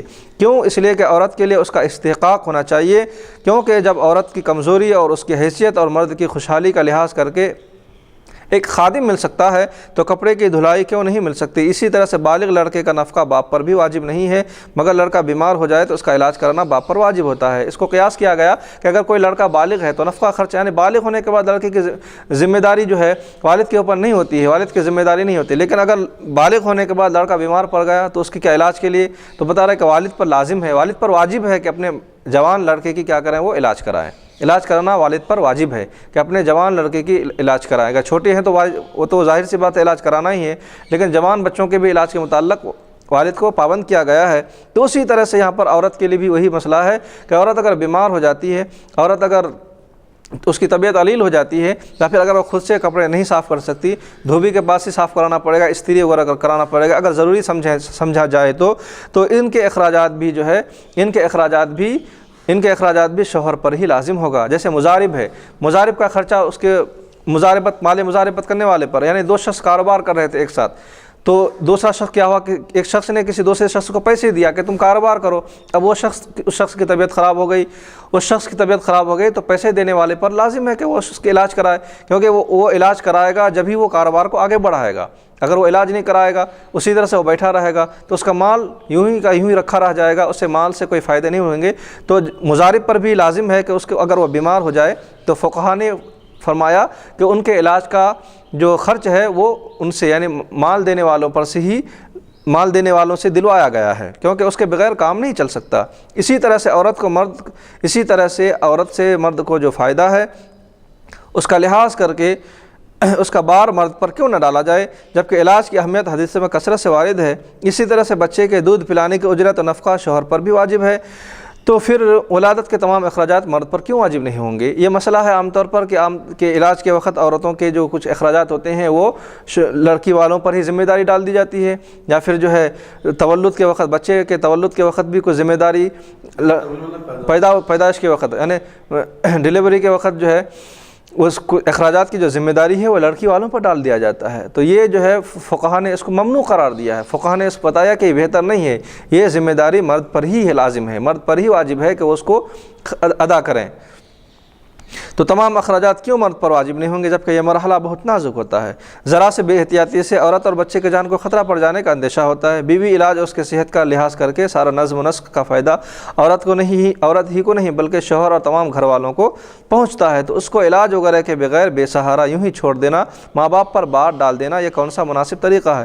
اس لیے یہ چیزیں شوہر پر لازم ہونی چاہیے. فقہاء متقدمین کی وہ باتیں جب تھی، فقہاء متقدمین نے جو منع کیا تھا اس کی ایک شکل یہ ہے کہ فقہاء متقدمین نے اس لیے منع کیا تھا جبکہ پیچیدہ امراض اور کمزور جسم کے عورتیں نہیں تھیں، مگر اب حالات بدل گئے ہیں، نئے بیماریاں وجود میں آ رہی ہیں. فقہاء متقدمین کے وہ فیصلے اب نافذ نہیں ہوں گے. یہ مسئلہ علامہ شامی کے جزیات سے ثابت ہوتا ہے. علامہ شامی نے اس مسئلے کو تفصیل سے بیان کیا ہے. فقہاء متقدمین کے زمانے میں عورتوں کے حالات مختلف ہوا کرتے تھے، اس کے بعد کے زمانے میں عورتوں کے حالات مختلف ہوا کرتے ہیں. لہذا ایسی حالت میں، یعنی آج کے زمانے میں جو عورتوں کو جو بیماری وغیرہ ہے، یا پھر جو عورتیں جو تولد کے وقت جو بچے کی پیدائش کا ہے، یا پھر دھوبی کا خرچہ وغیرہ ہے، یا ہر وہ کام جس سے عورت کی صحت متاثر ہوتی ہے، بیوی کے صحت پر اثر پڑتا ہے، تو ہر وہ چیز کے لیے اس کو فائدہ پہنچانا یا اس کو بار میں نہ ڈالنا، بلکہ مرد پہ لازم اور ضروری قرار دیا گیا کہ ان کے تمام اخراجات کو وہ کیا کریں، برداشت کر سکیں. کیونکہ اگر ان کی صحت اچھی رہے گی اور ان سے بچہ جو تولد ہوگا تو ان بچے کا بھی فائدہ والد کو ہی ہونے والا ہے، اسی خاندان کو ہونے والا ہے. اگر عورت کی صحت بھی اچھی رہے گی تو اس کا فائدہ بھی شوہر کو ہی ہونے والا ہے، اور اس کا فائدہ بھی اس گھر میں رہنے والوں کو ہی ہونے والا ہے. تو اس سلسلے میں جو اخراجات جو نفقے کے متعلق جو باتیں بیان کی گئی، تو اس کا خلاصہ کلام یوں ہی ہے کہ نفقہ جو عورت کو دیا جائے گا وہ شوہر کی حیثیت اور شوہر کی استطاعت اور گنجائش کے مطابق دیا جائے گا. اگر شوہر خوشحال ہے تو بیوی کو خوشحال نفقہ عطا کیا جائے گا، خوشحال نفقہ فراہم کرے گا. اگر شوہر تنگ دست ہے تو اپنی بیوی کو تنگ دستی والا ہی نفقہ فراہم کرے گا، عطا کرے گا. عورت پر یہ چیزیں نہیں کہ وہ شوہروں سے زیادہ مطالبات کریں اور زیادہ سے زیادہ نفقے کو مطالبات میں وہ آگے بڑھیں. اور اسی طرح سے نفقے کے بعد جو دیگر جو چیزیں ہیں، آلائش و زیبائش کی جو ساز و سامان ہے، اگر وہ عورت کے لیے ضروری ہے تو شوہر اس کو فراہم کرے، اگر ضروری نہیں ہے تو فراہم نہ کرے. لیکن اگر مرد مطالبہ کرے تو اس کے اوپر پھر لازم ہے کہ وہ اس سامان کی فراہمی کرے، اس سامان کو لا کر دے. پھر اس کے بعد جب سامان کو لایا گیا تو عورت پر لازم ہے کہ اس کا استعمال کرے، ان سامانوں کو اپنے اوپر استعمال کرے، اس کو یوں ہی ضائع نہ کریں، یوں ہی نہ چھوڑ دیں بلکہ اپنے اوپر استعمال کریں. اس کے بعد رہا साबुन तेल का ख़र्चा ये भी शौहर पर लाजिम है। फिर उसके बाद कपड़े धोने के धोबी से धुलाया जा रहा है, ये भी शौहर ही पर लाजिम है। अगर बीवी अगर की सेहत अच्छी है, वो तबीयत अच्छी है, वो धो सकती है, तो अखलाक़ी तकाज़ा वही है कि औरत को खुद काम करनी चाहिए, ना कि उसको किसी और से धुलवाने का इंतज़ाम किया जाए, क्योंकि इससे पैसों के इसराफ़ है और पैसों के खर्च होने का अंदेशा है। तो लिहाजा अगर औरत भी अपने अमल के ज़रिए से ये साबित करें कि वो भी अगर शौहर के चंद पैसे को बचा लें तो क्या ही अच्छा और बेहतर और मामला अच्छा रहेगा। कि अगर बीवी कपड़े धुलाती है खुद से तो वो कितने पैसे बच जाते हैं, कि अगर उसी तरह से अगर बीवी धोबी के पास कपड़े का धुलाने का इंतज़ाम करे तो हर महीने में आज के ज़माने के हिसाब से 500-600 रुपये तो किसी तरह से भी धोबी को देना ही पड़ेगा।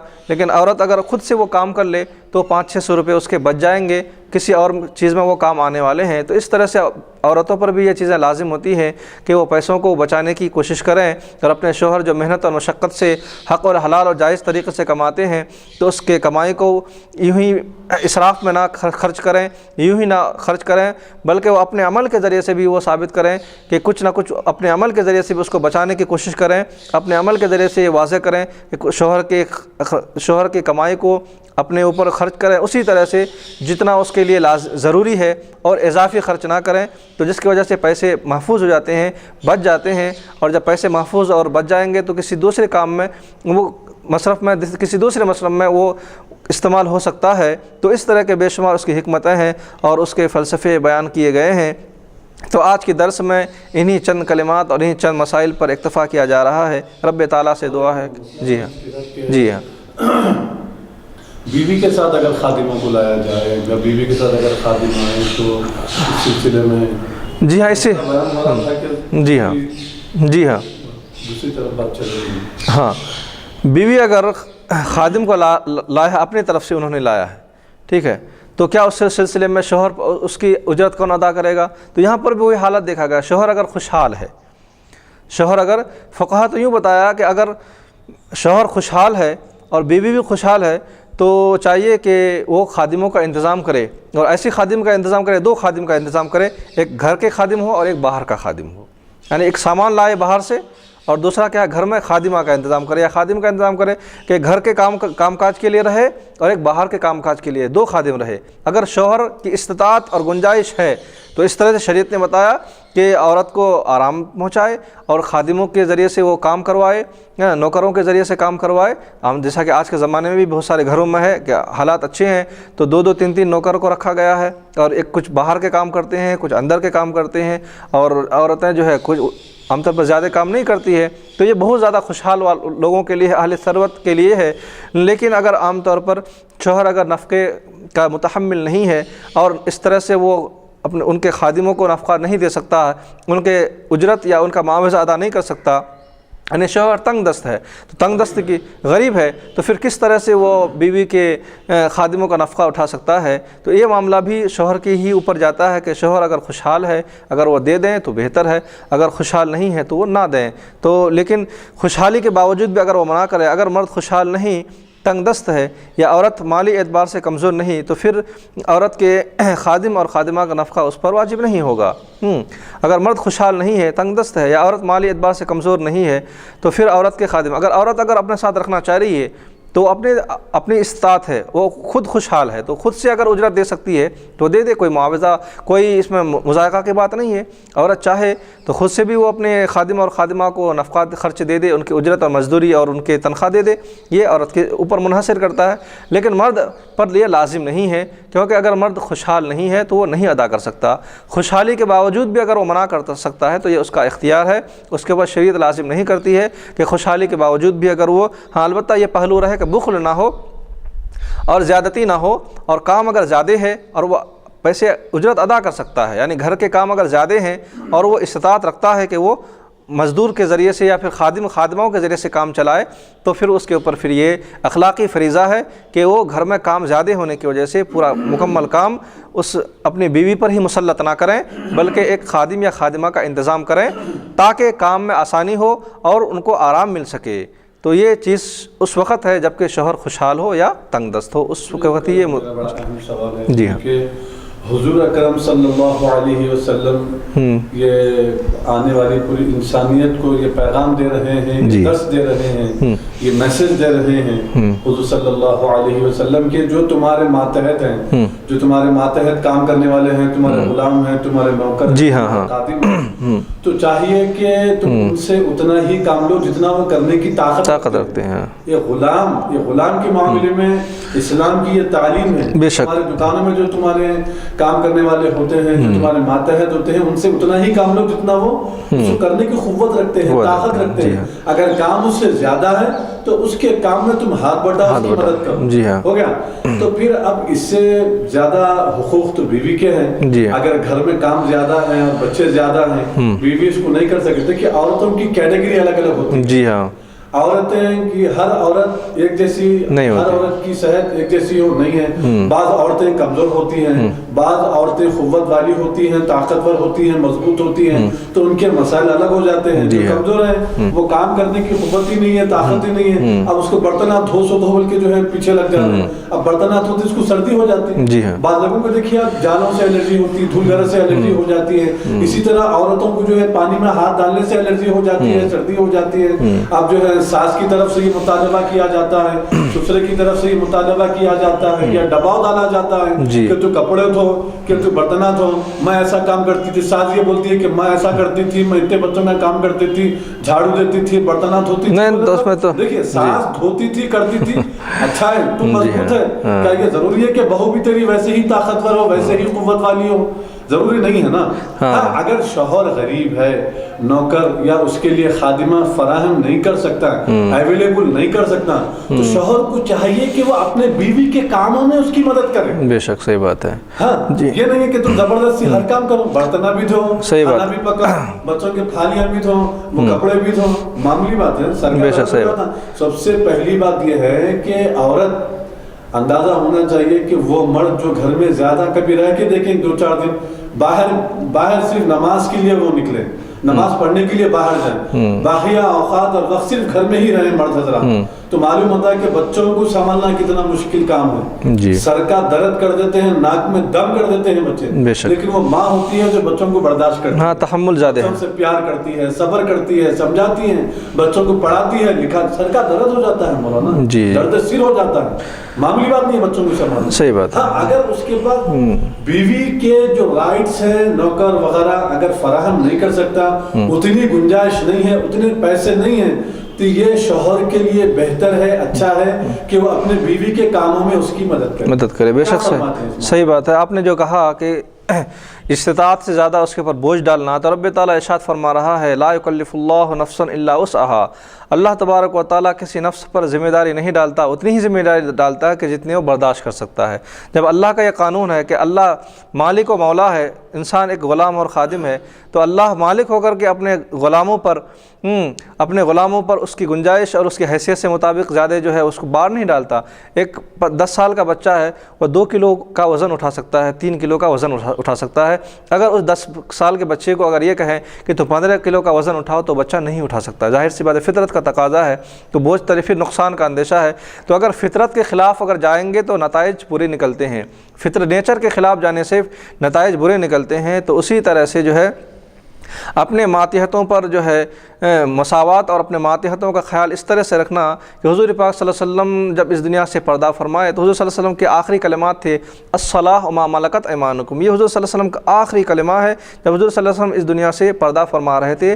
حضرت عائشہ رضی اللہ تعالیٰ عنہ کے سینے مبارک پر آپ کا سر مبارک تھا، تو حضور پاک نے فرمایا الصلاۃ وما ملکت ایمانکم، اے میری امت میں تمہیں 2 پیغام دے کر جا رہا ہوں۔ سب سے پہلی بات ہے نماز، اور دوسرا پیغام ہے جو تمہارے ماتحت ہے اس کے ساتھ حسن سلوک کا معاملہ کرو۔